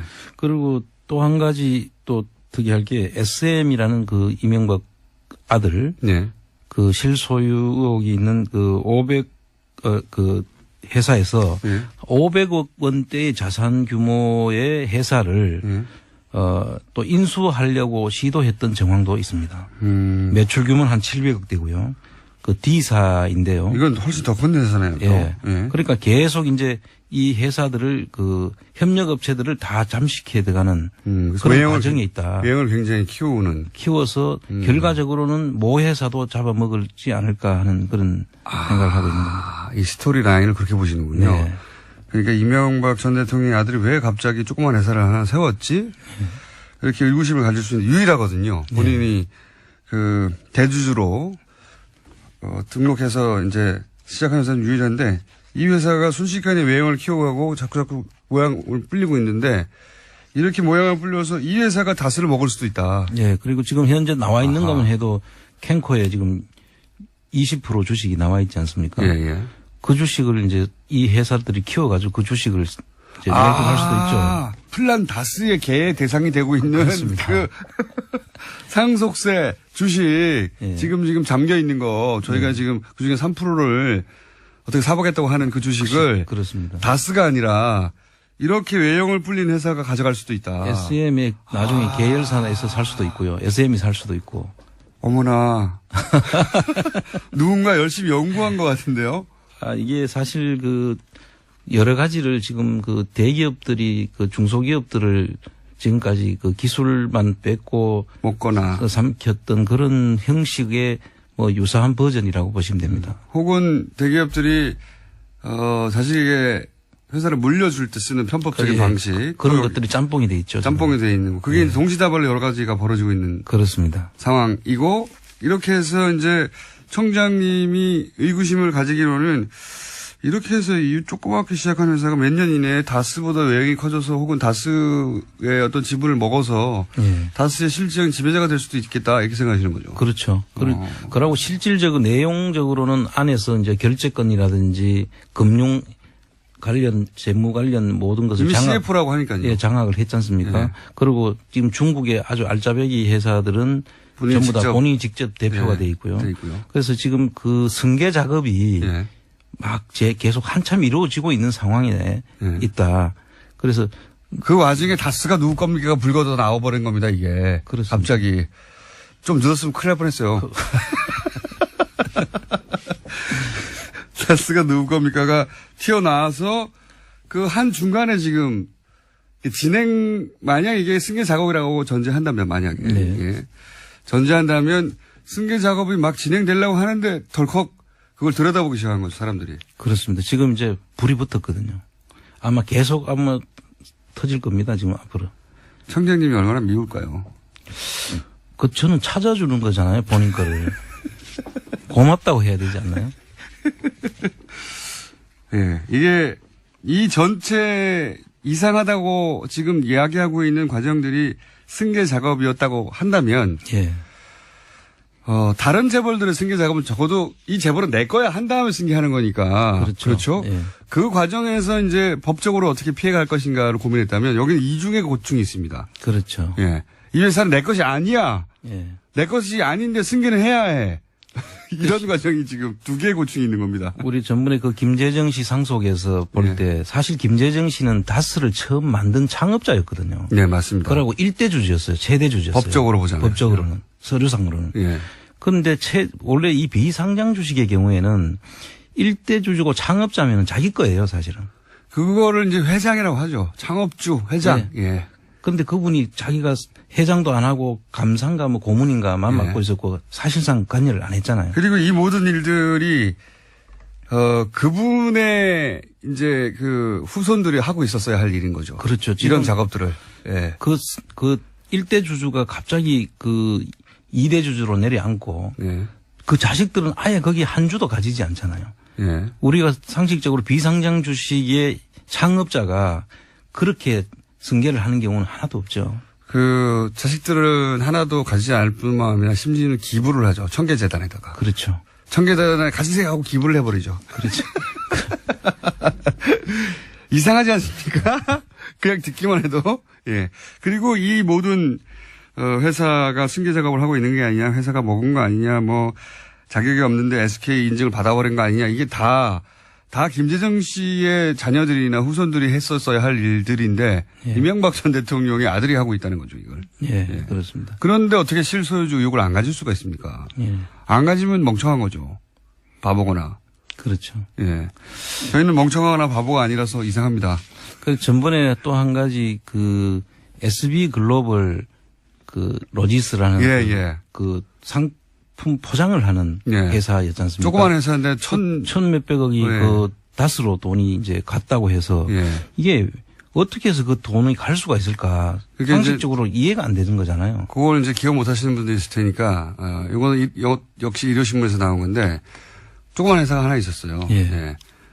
다스 납품한 회사입니다. 네. 그러면 물건을 납품하고 포장지를 납품하고 돈을 받아야 되죠. 그렇죠. 다스로부터. 예. 근데 거꾸로 이 회사가 다스한테 천몇백억을 줍니다. 그렇죠. 뜬금없이 이게 무슨 일인가? 이런. 그거는 거래 상식에도 맞지 않고 예. 그 자금 갖는 흐름이 상식적이질 않죠. 그리고 나서 이거 개정을 고치죠. 그렇죠. 예. 그리고 이게 이상하다고 보도가 된 다음에 천억대 단위였는데 넘어간 돈이 그거를 100만 원 단위로 줄입니다. 예. 예. 잘못 썼다 이런 의미겠죠. 그래서 그 내용도 지금 보면 예. 미국에 있는 데다가 납품을 하고 미국 그 다스 회사들이 있거든요. 예. 그 미국에도 지금 그 다스 계열사들이 있습니다. 예. 거기다 납품을 하고 그 돈을 주는데 예. 클레임을 거는 형식으로 해가지고 예. 클레임 그런 거를 한국 다스에다가 클레임 대신에 돈을 준 것으로 지금 흐름이 있는데. 아, 그렇게 잡아놨어요? 예, 외국 흐름을 지금 다시 이걸 봐야 되는데 이런 거 전부 다 국세청에서 조사해야 되거든요. 그러니까 지금 이제 설명을 만들어 놓기로는 납품을 미국에 해야 되는데. 예. 미국이 했는데 그게 이제 클레임을 거는 거죠. 뭔가 하자가 생겨가지고 예. 납기를 못 맞췄다든가 품질이 안 좋다든가. 그렇죠. 그래서 1000억대 이상의 클레임을 걸었더니 그 사람들이 천몇백억을 준 거예요. 그렇죠. 클레임 비용으로. 그렇죠. 회사가 없어질 정도 아닙니까? 이 정도 되면은. 그래서 지금 그런 형식을 웃기다. 내용을 너무나 이상한 형식의 그 흐름이 있기 때문에 네. 국세청에서 이 부분은 빨리 조속하게 조사에 착수를 해야 된다. 근데 그게 실제 돈이 간 걸로 보세요? 아니면 돈이 간 것처럼 장부를 만든 걸로 보세요? 저는 그 돈을 다스로 넣어야 될 이유가 있었다. 추정을 하시기는 네, 1차적으로. 그렇습니다. 그거는 나머지는 일단 형식적으로 만든 그림이고 네. 돈을 넣을 무슨 다른 이유가 있었지 않나 저는 그렇게 지금 조정하고 있습니다. 이유가 있었으니까 이렇게 이상한 구조를 만들었겠죠. 그렇죠. 예. 예. 천몇백억을 줄 회사 규모도 아니고 예. 포장지 클레임 걸린다고 한 번에 현금 천몇백억을 주는 회사는 어디 있으며. 예. 예. 천몇백 말도 안 그런데 되는. 또 그 회사가 이제 세광이라는 그 페이퍼 컴퍼니나 마찬가지 부동산만 가지고 있는 회사였거든요. 예. 그게 그 지금은 한양실업으로 돼 있는데 그게 다 그 이명박 씨 매제의 예. 회사로 돼 있는 그 이름 그것도 지금 차명으로 저희들이 의심을 하는데요. 예. 그 회사에서 가지고 있는 공장에 같이 주소지를 두고 있는 회사거든요. 그러니까 이 전반적인 거는 이상하지 않은 구석이 단 하나도 없다. 그렇습니다. 예. 자, 벌써 시간이 1분밖에 안 남았기 때문에, 이 다음 주에 또 해야 되겠네. 뭐가 많이 들고 오셨네. 대유그룹 이야기도 들고 오셨고. 이게 이제 우선 잠깐만 소개하면요. 네. 이 그 대유라는 곳은 그 대유 에이텍인데 이분은 박근혜 언니의 남편과의 사이에 난 딸의 사위가 이걸 하고 있습니다. 복잡합니다. 여하간 박근혜 전 대통령 조카 친인척인데, 사이. 네. 조카 사이 친인척인데, 그런데 갑자기 박근혜 전 대통령 여기 다스 얘기가 나오는 거죠? 이게 지금 경주에 다스가 있다면 예. 전남의 강주에 예. 대유 대유가 있습니다. 에이텍이 있는 겁니다. 근데 비슷한 일이 벌어졌어요? 지금 그 납품 매출이 늘어나는 과정들이 예. 정권에 따라 가지고 바뀌는 흐름을 같이 비교해 볼 수 있는 그런 자료입니다. 그렇군요. 다스가 이명박 전 대통령이 서울시장과 대통령 하는 사이에 몇 배씩 뻥뻥 뛴 것처럼 예. 여기서도 유사한 케이스로 박근혜 전 대통령의 친인척 회사가 그러면 어떻게 됐나 그 사이에 예. 한번 케이스 비교를 해보자 하면서 들고 나오신 거예요? 그렇습니다. 여기도 이제 주간경향의 정용인 기자라고 지금 여기도 이 다스의 덕후가 있거든요. 그래서 이런 부분들이 이분들이 지금 전반적으로 다 추적을 하고 있기 때문에 아마 알겠습니다. 앞으로 계속 나올 것 같습니다. 플란 다스에게는 어떻게 가고 있습니까? 플란 다스에게는 잘 진행이 되고 있고요. 지금 예. 이제 곧 이제 출범을 홈페이지가? 할 겁니다. 예. 홈페이지가 빨리 열려야 만들어지고 법률 문제도 지금 거의 검토가 끝나가고요. 그렇군요. 만들었던 저수지 게임 예. 펀드 만들 예. 그 SPC를 만드는 형식으로 저희들도 예. 그렇게 이제 진행이 될 거고요. 문재인 펀드도 그렇게 만들었더라고요. 다만 차이점은 우리는 이자가 없다. 그래도 참석하실 분들은 좀 미리 참여해달라. 알려줘야죠. 예, 예. 그렇습니다. 이자가 없다. 예. 다스는 좋은 회사이기 때문에 다스 좋은 회사의 주식을 살려고 하는 것이다. 회사의 소유주 문제를 제외하고는 탄탄한 회사 아닙니까? 그렇습니다. 예. 소유주, 그러니까 우리가 누구 건지 잘 모른다고 하니까 우리 거라고 주장하려고 하는 거 아닙니까, 지금? 3%를. 상장되면 대박 나는 거죠. 대박 나는 거. 이렇게 청량님이 사례가 깊습니다. 플란 다스에게 계속 주목해 주십시오. 오늘 많은 거를 들고 오셨는데, 예. 다스와 비교할 대유그룹 거는 그럼 다음 주로 넘기는 것으로. 오늘 여기까지 해야 될 것 같습니다. 지금까지 안원구 전 대구지방국세청장이었습니다. 감사합니다. 네, 감사합니다. 친절한 AS. 최근에 온 문자 중에 가장 웃깁니다. 어제 지하철을 탔는데 갑자기 다스라는 이야기가 들리는 겁니다. 출입문 닫습니다. 출입문 닫습니다. 하도 여기저기서 다스해서 모든 게 다 쓰러집니다. 출입문 닫습니다. 재밌습니다. 김호준 씨, 블랙박스 대박났어요. 블랙박스 아니고요. 블랙하우스입니다. 예. 광화문에는, 세종로죠. 거기는 뭡니까? 블루하우스가 있지 않습니까? 네. 저는 블랙하우스, 흑화대. 흑화대이다. 예. 청와대만 있습니까? 흑화대도 있는 거죠. 네. 자, 거기서 저는 흑으로 불립니다. 흑. 내일 SBS 11시, 밤 11시 기대해 주십시오. 재밌습니다. 자, 그리고 주진우 기자가 공장장이 유대균 씨하고 닮았다고 동네방네 떠들고 다닌다고. 나쁜 놈. 자, 공장장 질문이요. 농협이 210억을 대출 줬는데 어떻게 1777억이 손이 나죠? 그게 아니고 210억을 문자로 질문도 하시네. 대출한 건이 하나 있고, 예. 그 외에도 210억을 대출해서 210억 전액을 손해를 받고, 그 외에도 손실본 거를 다 합치면 그 해에 1777억이 손해가 났다. 이런 얘기입니다. 네. 방송을 좀 자세히 들으세요. 네. 여기까지 하겠습니다. 이번 주 초부터 몇 번 다뤘습니다. 예. 네이버의 기사 재배치 의혹이 처음으로 확인됐고, 물증으로. 그리고 네이버도 처음으로 인정한 사건이 있었죠. 요 사안을 직접 취재하고 보도한 분을 모셨습니다. 박동희 MBC 스포츠 플러스 기자님 나오셨습니다. 안녕하십니까? 네, 안녕하세요. 네. 야구 칼럼 쓰시잖아요. 네, 야구 그렇습니다. 칼럼을 굉장히 재미있게 쓰시는 것으로. 그치만 너무 길게 쓰시는군요. 아시는 분들은 이제 팬분들도 꽤 많이 있는 걸로 제가 알고 있습니다. 네네. 그런데 제일 궁금했던 것은 이거 남의 폰에 있는 문자인데. 네네. 제가 그 기사를 보고 나서. 네. 그 문자에 나온 거를 통해서 지금 확인이 된 거잖아요. 그렇습니다. 예. 소위 청탁을 한 사람의 문자에 청탁을 한 문자. 네네. 그리고 네이버 그 담당자로부터 날아온 답장. 네네. 이게 들키면서 이 사건이 불거진 건데 이걸 어떻게 하셨어요? 어떻게 입수하셨어요, 그걸? 저희가 꽤 오랫동안 한국야구위원회 KBO를 탐사 취재를 했었는데요. 그 KBO에 근무하시다가 한국 프로축구 연맹으로 옮겨가신 분이 계셨어요. 아, 원래 야구 쪽에 계시다가 축구 쪽으로 가셔가지고 네네. 원래 네. 알던 분이었다, 그분이. 네. 근데 그분이 모 사건과 연루가 돼 있어서 다른 사건과. 그렇죠. 네. 취재를 하다가 네. 이제 제가 한번 여쭤봤었죠. 네. 혹시 네이버에서 야구 쪽에서는 굉장히 많은 기사 청탁을 했는데 축구는 어떠냐 네. 했을 때 그분이 핸드폰을 들고 계셨는데 네. 그 핸드폰에 문자가 있었어요. 네. 그래서 순순히 그걸 보여주셨어요? 꼭 그런 것만이 아니었습니다만 네. 그분도 이제 다 털고 네. 새로운 삶을 살겠다 이렇게 말씀을 해주셔서 그러면서 네. 내가 이런 것도 했어 하고 보여줬을 때 이게 네. 잡힌 거구나. 네, 지하 주차장에서 찍고 그걸 보관하고 있었습니다. 네. 이야. 아, 그렇게 해서 밝혀진 거군요. 네. 그러니까 원래 야구 전문가신데 네네. 어떻게 축구 관련 보도가 나왔나 싶어가지고. 네네. 근데 이제 그분이 원래 야구계에 계셨던 분이다. 그렇죠. 야구 계셨고요.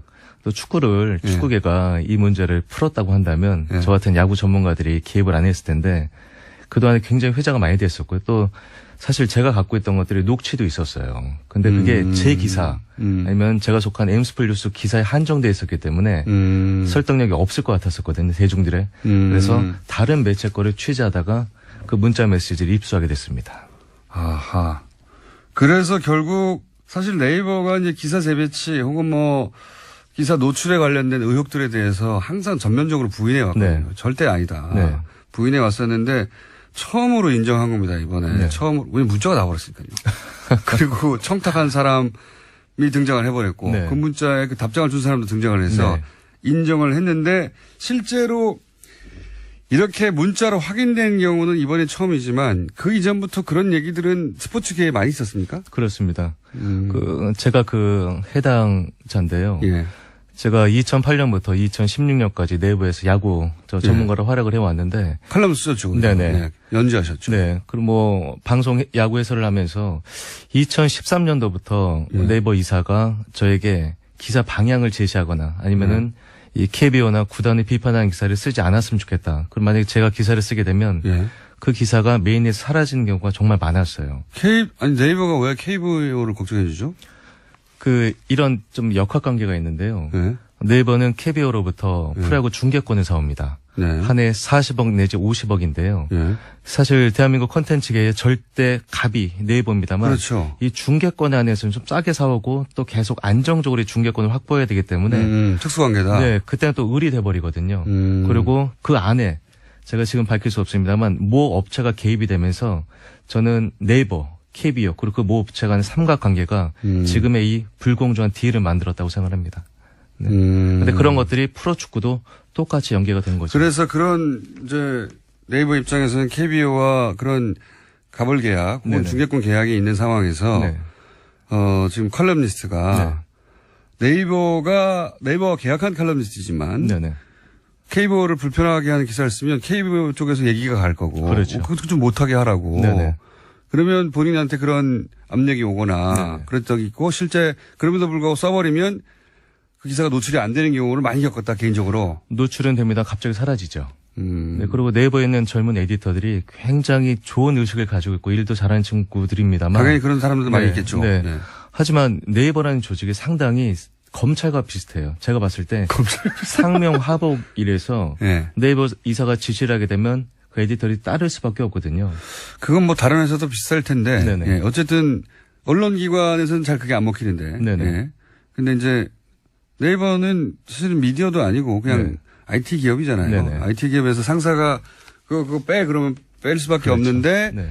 그 에디터들이 나중에 그 기자님이 내 거 왜 뺐어? 그러면은 사실은 이렇게 사석에서 말하는 경험들이 있었다.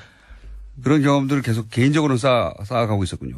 그렇죠. 비단 저만이 아닐 거라는 생각을 글을 못 했었는데. 써서 빠진 건 아닐까요? 그런 것도 좀 있을 것 같긴 한데. 그런데 그게 본인만의 케이스면 이걸 일반화할 수 없지 않습니까? 네, 그런 그렇습니다. 경험을 하신 분들이 많았어요? 아마 그런 경험을 하고도 확인을 하지 못하거나. 확인하기 어렵죠. 네, 의심만 하신 분들이 많을 텐데. 네.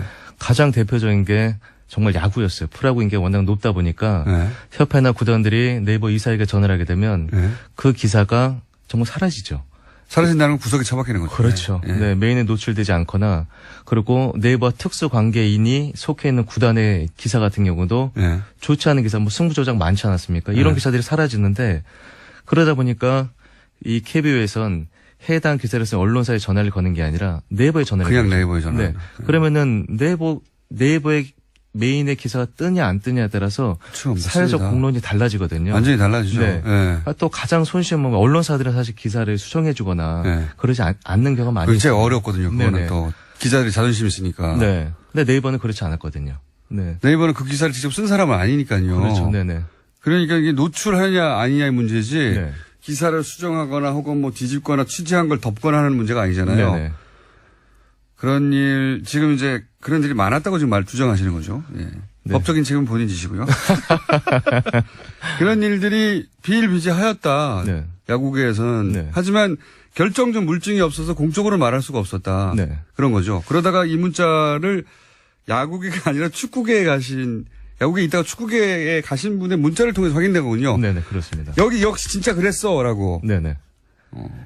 어쩐지 네이버가 금방 인정한 걸 보면 그 이전에도 이런 불만이 많은 분이 제기한 문제이기 때문에 빨리 인정 안 하면 더 많은 케이스가 나올까봐 인정했을 수도 우리 있겠습니다. 공장장님께서 그거 하나 이상하지 않았어요? 네이버가 예.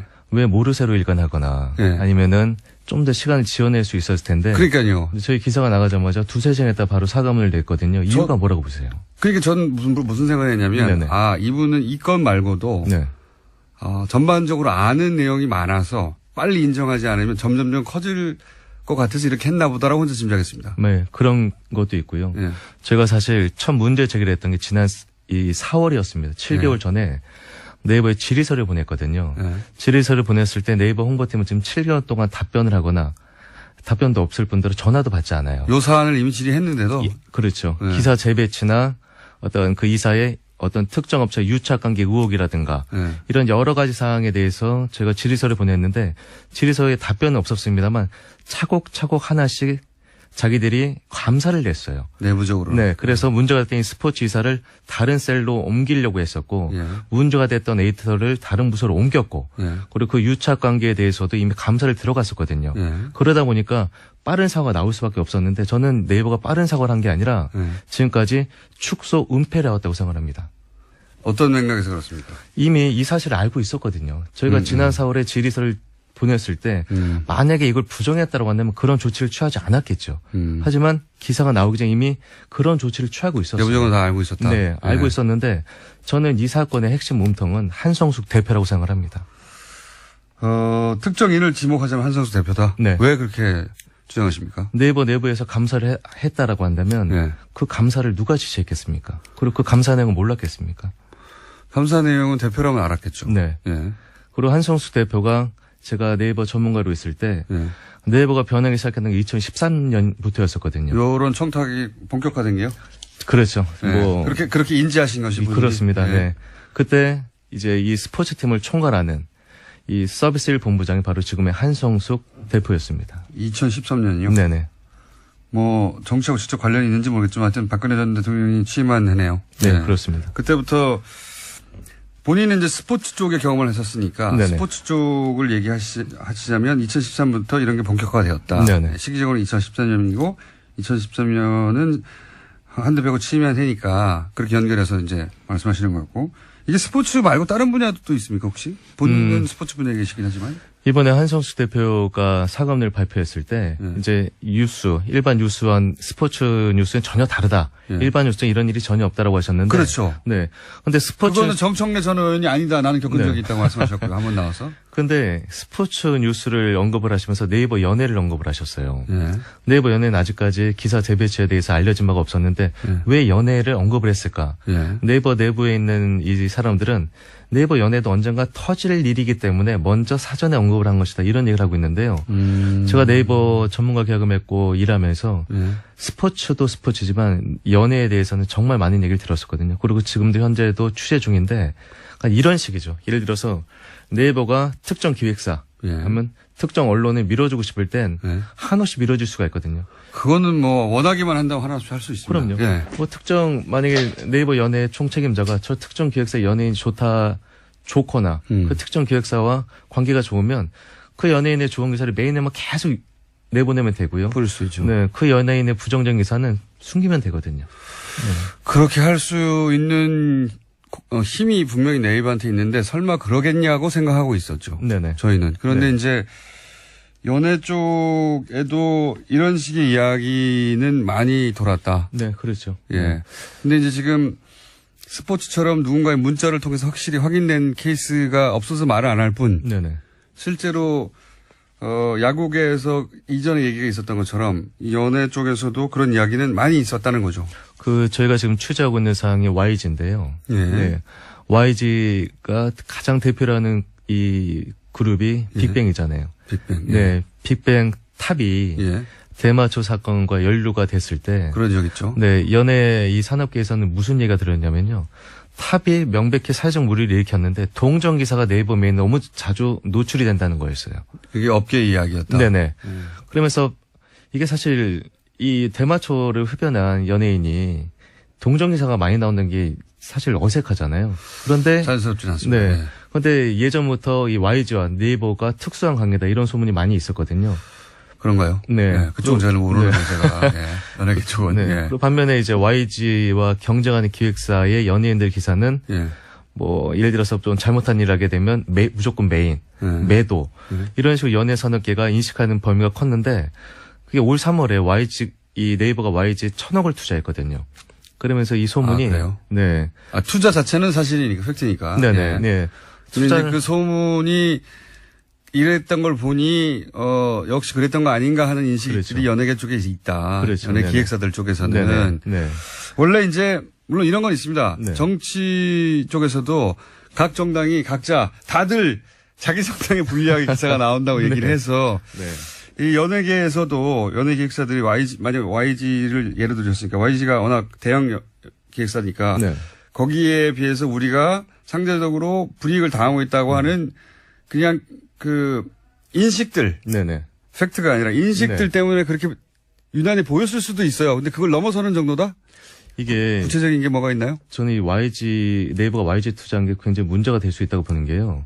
네이버는 플랫폼이잖아요. 또 기사도 쥐고 있잖아요. 예. 그런데 YG에 1,000억을 투자했는데 앞으로 5,000억을 더 투자하겠다고 하는데 이번 국정감사에서 더불어민주당 지은경 의원이 이런 얘기를 했거든요. 한국 연예산업계가 총합쳐봤자 2조 원 안팎인데 만약에 네이버가 5,000억을 투자하면 한국 연예산업계의 4분의 1을 독점하게 되는 거거든요. 그리고 지금처럼 기사를 쥐고 있게 되면 YG의 이제 사실 기사 하나가 그 연예인의 가치와 그 기획사의 주가를 변동시키거든요. 예. 그런 위험성이 있다. 그렇죠. 네. 여하간 이건 취재 중이시군요. 네, 그렇습니다. 아직 확정된 건 아니고 네. 연예계 스포츠 쪽에서 계신 것은 물증을 잡은 것이고 연예계에서도 이런 이야기는 사실은 많이 나오고 있고 그런 사례로 YG 얘기를 하고 있는데 연예도 문자는 하나 입수했습니다.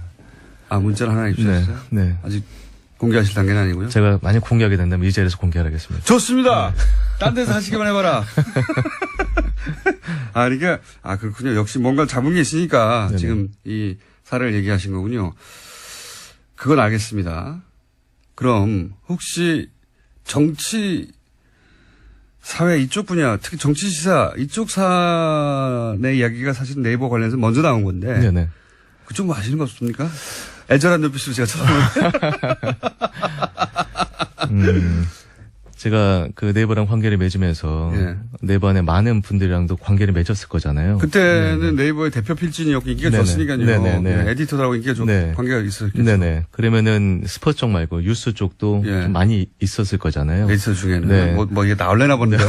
계속 해보세요. 근데요. 네, 이런 말씀을 드리고 싶어요. 한창 예. 우리 김어준 총수님께서 예. 낙곰수 한창 인기 많을 때 예. 낙곰수를 비판하는 기사들, 예. 네, 음모론으로 모는 기사들이 네이버 메인에 많이 노출이 됐을 겁니다. 하지만 엄청나게 많이 네. 됐죠. 예. 반대 지형의 사람들의 목소리는 예. 많이 반영되지 않았을 거예요. 칭찬하는 기사를 본 적이 없습니다. 네. 근데 결국에 지금 예. 다스가 누구 거라는 게 사회적 목소리가 되고 예. 그리고 궁금증에서 이제 어느 정도 해결이 돼 가잖아요. 예. 만약에 몇 년 전에 들려주셨던 그 목소리가 네이버에 일찍 반영이 됐다면 저는 지금처럼 시간이 오래 끌지 않았을 거라고 보는데요. 제가 드릴 수 있는 확신은 할 수 없습니다만 또 그분들과 인간적인 관계가 있기 때문에 말씀드릴 수 들으신 게 없습니다. 있구나. 전 이 말씀을 드리고 싶어요. 제 이름을 검색해서 뺐죠. 뭐 이게 저는 네. 네이버가 그때 삼성 정충희 씨 문자인가요? 네네. 예, 그 문자에 대해서 한겨레에 뭐 고발하니 뭐 고소하니 그랬잖아요. 네. 저는 그때 고소를 했어야 된다고 봐요. 왜냐? 네. 그렇게 되면 모든 문자가 나오겠죠. 보낸 사람 문자가 있으면 받은 사람 문자도 있을 거 아닙니까? 자기 핸드폰에서 지워도 서버에 네, 남으니까. 그럼요. 예. 저는 내부가 정말 당당하다면 그때 고소를 많이 했다라고 한다면 실체가 밝혀질 것이고. 오늘 자신있게 말씀하시는 거 보니까 뭐 징계이 있으신 것 같은데. 네. 예. 네. 어쨌든 저 갑자기 궁금해지는 게 제 이름 검색에서 빠진 적 있죠? 뭔가 들으신 적 있죠? 구체적으로 말씀하실 수 없는데. 네. 뭔가 들으신 적 네. 있구나. 저는 때로는 어떤 상상이 현실과 부합될 때도 있다고 생각합니다. 네. 아우, 속 시원해. 구체적인 사례는 아직 혹은 뭐 정확한 물증이 없거나 혹은 그 이야기를 들은 분들의 관계 때문에 밝혀줄 수 없다면 네.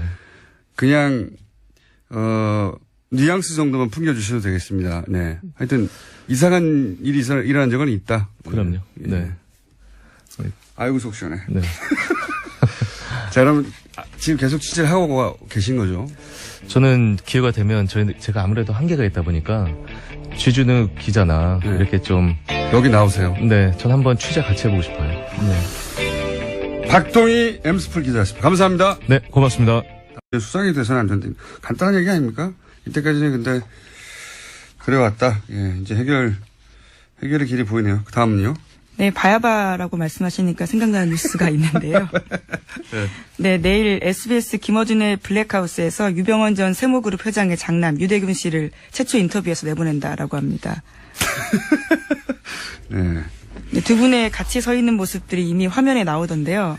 굉장히 놀라운 케미를 자랑하시더라고요. 네, 형제라는 얘기도 듣고 있습니다. 네. 직접 보시면 사이즈가 완연히 달라요. 뼈 없는 치킨 주문해서 같이 드셨나요? 아, 그때 이호 뉴스는, 예, 뉴스성이 있기 때문에 제가 소개해드리면, 내일 밤 11시 하는 블랙하우스 제가 진행하게 됩니다. 너무 대놓고 네. 이렇게 홍보하시면 어떡하십니까? 예, TBS 사장님 절 자르십시오. 네. 근데 뉴스성이 있는 대목이 뭐가 있냐면, 뭐, 자세한 내용은 그 방송 이후에 제가 뉴스공장에서 월요일 날 뒷이야기, 방송에 담기지 않은 이야기, 하겠지만, 지금 방금 물어보니까 말씀드리겠는데, 그때, 유병원 씨와 장남, 유대균 씨를 체포할 때, 이런 뉴스가 쏟아졌어요.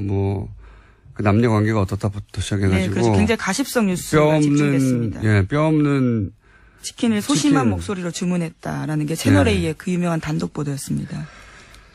근데 이게 이제, 물론 제가 물어봤어요. 그것도. 가서 물어봤는데, 이리저리 다 파악해 보니, 결론적으로 말씀드리면, 논두렁 시계와 같은 거였어요. 기본적으로.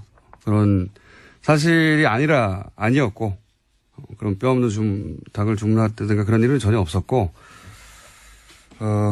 이 내용은 나올지는 모르겠습니다만, 중요한 내용, 그렇게 결정적인 내용은 아니니까 말씀드리자면, 그런 일은 없었고, 그런 프레임이었어요. 예. 어쨌든 세월호 관련해서 아직 밝혀지지 않은 게 굉장히 많죠. 예. 밝혀지지 않은 게 굉장히 많은데 내일 방송에서는 세월호 관련해서 처음 들어보는 얘기가 나올 겁니다. 아마. 예. 제가 아무하고도 인터뷰하지 않는 분들 만나서 이제 깊은 내막 듣고 오는 게 제 전공이거든요. 예. 일부러 들으실 수 있다. 내일 밤에. 자, 다음 뉴스는요. 네, 오늘 박근혜 전 대통령의 제명 여부가 결정됩니다. 박근혜 전 대통령은 당 윤리위에 탈당 권고를 받고 열흘 넘게 의사를 밝히지 않았는데요. 이에 따라서 제명 요건이 충족됐다라는 게 홍준표 대표 쪽 생각입니다. 대단한 일이 벌어질 것처럼 막 떠들어대는데 결국 박근혜 전 대통령 사실상 정치적으로 사망한 박근혜 전 대통령 열흘이면 자동 제명되는 이거 하나 못해서 한국당이 이러고 있는 거예요. 예. 네, 심지어 서청원 최경환 의원 같은 경우에는 징계하겠다라고 했었는데요. 이 또한 미뤄두겠다라는 겁니다. 말도 안 되는.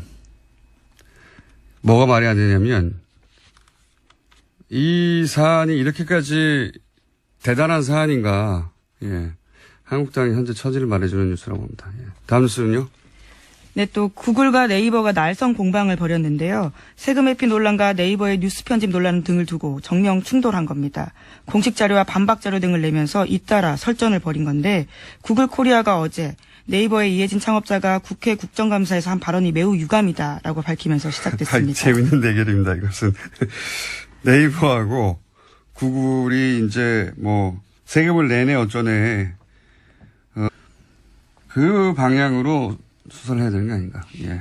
네, 물론 아직 이재만 전 비서관 같은 경우에는 박근혜 전 대통령 지시에 따라서 전달을 받았다라고 이야기하고 있거든요. 또 윗사람에게 사용처를 물어보지 못했다라고 하고 있는데요. 최순실 쪽으로 당연히 이제 수사가 진행될 것으로 보입니다. 물론 부인하겠지만, 예. 또 그런 보도도 있거든요. 작년 6월인가요? 그 국정 처음으로 미르랑 네, TV조선이 보도했었습니다. 보도했을 때부터 국정으로부터 돈을 안 받았다는 거 아닙니까? 네, 그때부터 주지 말라라고 이야기했다는 건데요. 그 이전까지 박근혜 전 대통령이 예금을 줄지 않다가 그 이후로부터 예금을 줄었다고 하는 걸 보면, 예.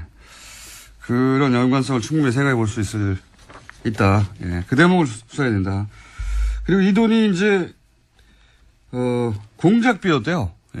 네, 그렇죠? 국정원이 특수공작 사업비였다라고 어제 서훈 국정원장이 국정원 국정감사에서 밝혔습니다.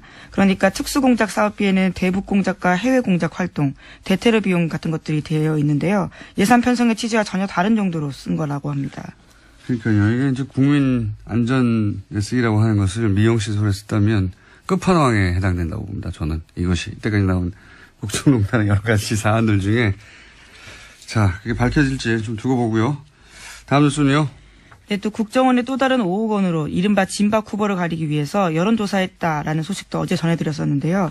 그런데 그 여론조사가 선관위에 신고되지 않은 불법이라는 지적이 나오고 있다고 MBN이 보도했습니다. 여론조사 같은 경우에는 공직선거법상 이틀 전에 관할 선거여론조사 심의위원회에 서면 신고해야 하는데요. 그런 게 되어 있지 않다라는 겁니다. 글쎄, 이것도 뭐 결과가 나오겠죠. 예. 불법이 아니었으면 이렇게 몰래 국정원 돈까지 끌어다 줬을 리가 없다. 뭐 이런 생각은 듭니다만. 하여튼 지금 선관위에 신고되지 않아 불법 여론조사라는 지적도 나오고 있다. 예. 다음 뉴스는요. 네, 국정원 댓글 사건 수사를 받던 국정원이요. 압수수색에 대비해서 가짜 사무실 같은 것들을 꾸렸다라는 것들은 이미 말씀드린 바가 있습니다. 그렇게 검찰 수사 방해해왔던 건데요. 이 사실이 드러나게 된 데에는 추명호 전 국장의 구속영장 기각이 결정적 역할을 했다라고 오늘 아침에 국민일보가 보도했습니다. 그러니까 추전 국장의 영장 기각 소식을 접한 국정원 간부급 유모 씨가 억울하다라면서 진실을 말하기 시작한 건데요. 유 씨 같은 경우에는 한 달 전에 문성군 김여진 씨의 합성 사진을 제작했다라는 혐의로 구속된 바 있습니다. 그런데 윗선인 추 전 국장은 빠져나가고 지시를 이행한 자기만 구속된 게 납득할 수 없다면서 과거 사건까지 이야기하게 된 겁니다. 나비 효과네요. 예. 추 국장의 기각을 납득할 수 없다고 하는 예. 여론은 뭐 이번뿐만이 아니라 많은 사람이 가졌는데 어쨌든 추 국장은 그렇게 빠져나가는 줄 알았더니 그 기각으로 인해서 더 큰 벌을 받게 되는 예. 대단한 나비 효과입니다. 예. 풀어줬는데 왜 나만 잡아놓은 거야 그럼 하고 화가 나가지고 사실은 밝혀내기 이제 이렇게 자백하지 않았으면 밝혀낼 수 없는 사안인데. 예, 그렇죠. 꽁꽁 숨겨놨던 사실인데요. 네. 4년 전에 댓글 수사팀의 압수수색 때 벌어졌던 사기극에 대해서 이야기하겠다라고 이야기한 겁니다. 이게 밝혀질 줄 몰랐을 거예요. 국정원에서도. 이걸 이제 억울해서 얘기했더니 나비 효과로 추 국장도 사실은 이제 구속영장이 발부될 가능성이 대단히 높아졌고 더 큰 죄로 더 죄가 커져서 그리고 검찰 간부 3명이 동시에 구속영장이 또 발부가 된 거죠. 예. 예, 아직 발부되지는 않았고요. 이제 영장이 청구가 돼서 됐죠. 예, 네. 영장 실질 심사를 받게 됩니다. 발부될 가능성이 대단히 높다고 봅니다. 이것은. 예. 사안이 너무 명백해가지고. 안녕하세요. 김호준입니다. 문고리 3인방은 월 1억씩 국정으로부터 받은 상납금이 대통령 지시였다고 주장했습니다. 이런 주장은 아마도 자신들은 돈을 전달한 창구에 불과했고 법적인 문제가 없다는 소리겠죠. 말하자면 대통령의 통치자금에 속한다는 의미인데 과연 그런가? 탄핵 정국이 한창이었던 작년 말 그리고 올해 초 이들 3인방을 20여 년 전 면접 보고 채용하고 그리고 이후로도 지속적으로 업무 지시를 한 사람은 박근혜 전 대통령이 아니라 최순실이었다는 각종 보도가 쏟아졌었죠. 심지어 17년간 최순실의 운전기사를 했던 김모 씨는 3인방을 최순실의 종이라고까지 증언을 했었습니다. 만약 40억에 이르는 국정원 특수활동비의 사용 권한을 최순실이 가지고 있었다면, 그래서 그 국정원 공작비가 국가안보가 아닌 대통령 의사가 물론 각종 미용 시술에 사용됐다면 국민 입장에서 상상만 해도 수치스러운 가정입니다만, 검찰은 이 대목을 반드시 수사에 밝혀내야 한다. 아직도 태블릿이 최순실의 것이 아니며 대통령은 억울하게 당했다고 주장하는 세력이 있죠. 이제는 그 끝을 좀 봤으면 합니다. 김원준 생각이었습니다. 김은지입니다. 두 사람이 구속됐죠? 네, 오늘 새벽에 구속됐는데요. 서울중앙지법 권순호 영장전담 부장판사는 죄를 범했다고 의심할 만한 상당한 이유가 있고 증거인멸에 염려가 있다라면서 영장 발부의 이유를 설명했습니다. 안봉문이지만 이렇게 해서 3인방 모두가 지금 수감된 상태인 건데, 아직도 태블릿이 최순실 것 아니다. 대통령은 사익을 추구한 적이 없다. 이런 얘기를 하신 분들이 있죠. 왜냐하면 박근혜 전 대통령도 아직도 그렇게 주장하고 있기 때문에요. 네. 3차 담화에서도 사실은 핵심 메시지가 그거였어요. 잠시 다시 들어보시겠습니다. 오로지 국가와 국민을 위하는 마음으로 모든 노력을 다해 왔습니다. 단 한순간도 저의 사익을 추구하지 않았고 작은 사심도 품지 않고 살아왔습니다. 미용시술은 국익이 아니에요. 네, 국익이 아닌데, 사실 이 3인방에 대해서 작년 말 올해 초, 그러니까 우리나라 언론이 언론 역사상 이렇게 활발하게 탐사 보도를 한 적이 과연 있을까 싶을 정도로 국내에 존재하는 모든 레벨의 미디어들이 사실은 최순실의 과거, 최태민 씨 또는 3인방의 과거에 대해서 추적 보도를 했었고, 그때 굉장히 많은 보도가 쏟아져 있었어요. 네, 그렇죠. 그때 잠시 되짚어 보면, 일단 98년 대구 달성에서 보궐선거로 박근혜 전 대통령이 처음으로 정치권에 등장을 했단 말이죠. 그리고 그 당시 달성 지구당의 초모 과장이 안봉근 비서관이었어요. 관련해서 올해 초였던 걸로 1월이었던 걸 기억하는데, JTBC의 그 스포트라이트에서 이 3인방을 추적한 적이 있습니다. 그때 그 출연했던 사람 중에 한나라당의 달성지구의 관계자가 나와서, 그리고 또 박근혜 의원실에서 일하다가 1년 만에 관둔, 전직, 대단한 나비 효과입니다. 자, 영장을 기각했던 당시 영장 전담 판사에게 저희가 화냈던 것 사과드리고요. 감사드리는 바입니다. 다음 순요. 네, 또 박근혜 정부 당시 화이트리스트 작성과 지원과 관련해서요, 삼성 미래전략실이 주도적인 역할을 했다라고 이뉴스투데이가 보도했습니다. 관련한 자료들을 입수했다라는 건데요. 허현준 전 청와대 행정관이 정경련의 가장 큰 영향력을 행사해온 삼성과 밀접한 관계를 맺으면서 화이트리스트 특별관리했다라는 겁니다. 참.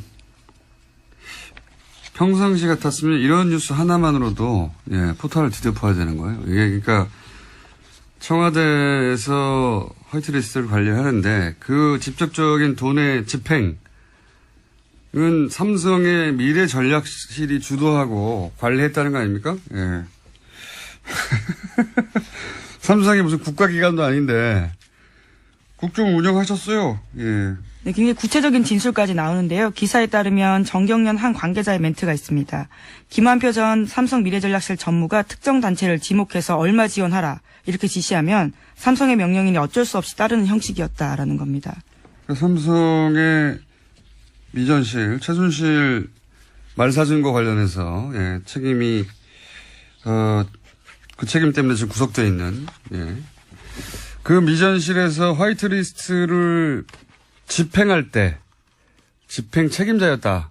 뭐 이런 의미의 기사고 사실은 대단히 굉장한 뉴스인데 포털에서는 보기 힘듭니다. 현재. 예.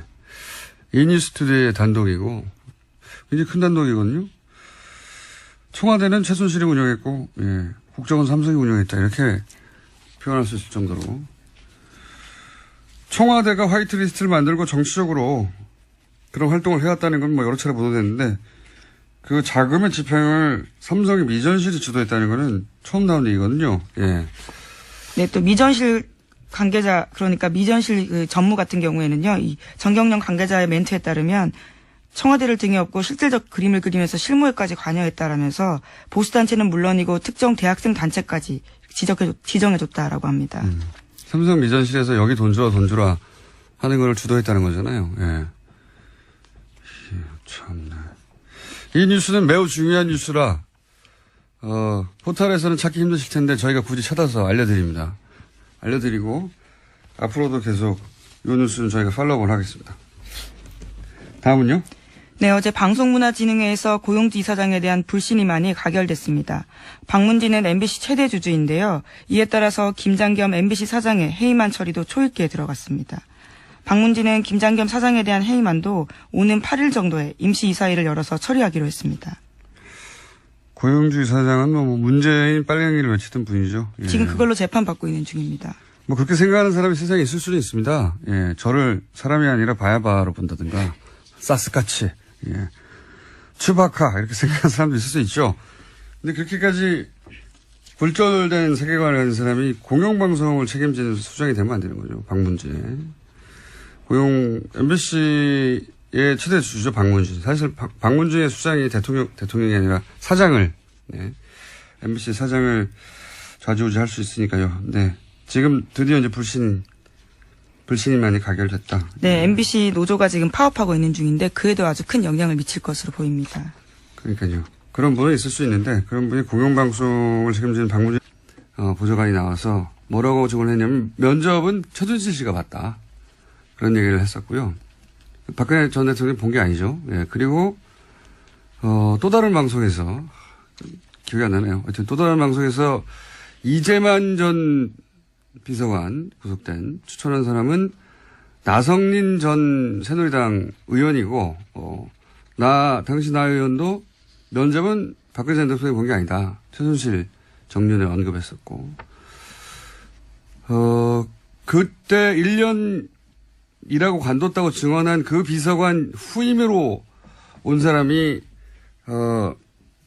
이재만 비서관, 안봉근, 이재만 비서관이군요. 예, 헷갈립니다. 어쨌든 네. 그러하고 안봉근 전 비서관에 대해서는 그 사람들이 또 뭐라고 그랬냐면 정윤회 씨의 비서처럼 역할을, 박근혜 전 대통령의 비서가 아니라 정윤회 씨의 비서처럼 역할을 했다. 그리고 이제 의원회관에서 회의를 의원이니까 해야 되는데 그게 아니라 강남 안가에서 최순실 정윤회 부부가 업무 지시를 했다. 뭐 이런 얘기. 네, 소위 삼성동 팀이라고 해서 여의도에서는 꽤 유명했었습니다. 이런 증언은 사실 여러 매체에서 여러 사람의 입을 통해서 나왔었어요. 예. 그리고 최순실 씨 17년 운전기사 했던 김모 씨. 이분이 가장 구체적인 이야기를 했었는데 세계일보였던 걸로 기억합니다. 예, 그렇죠. 예. 뭐라고 그랬냐면 이제 안가는 신사동에 있는 S빌딩, 예, 한국문화재단. 예, 거기서 최순실 정윤회 부부가 사실상 업무 지시를 다 했고 그리고 아주 구체적인 이런 얘기를 했어요. 예. 3인방에 대해서는 어떻게 표현했냐면 그 사람들은 대통령의 사람이 아니다. 예, 대통령의 사람이 아니고 이때는 박근혜 전 대통령이 아직 탄핵되기 전입니다. 대통령의 사람 그게 대통령이 물론 직무정지 상태였긴 했지만 아직 탄핵되기 전의 상태에서 나온 진술이었는데 증언이었는데 3인방은 순실이의 사람이라고 표현했어요. 순실이가 뽑았고 순실이의 사람이고 순실이의 적이라고 보면 된다. 그래서 박근혜 의원 위에 정윤회 실장이 있고 정윤회 실장 위에 최순실이 있다. 그 얘기를 17년간 운전기사 했던 분이 했죠. 예, 구체적으로. 그래서 저는 어떻게 생각이 드냐면 그 관계는 대통령이 취임한 이후에도 계속 유지된단 말이죠. 3인방이 이제 돈의 용처를 모른다고 말하잖아요. 예.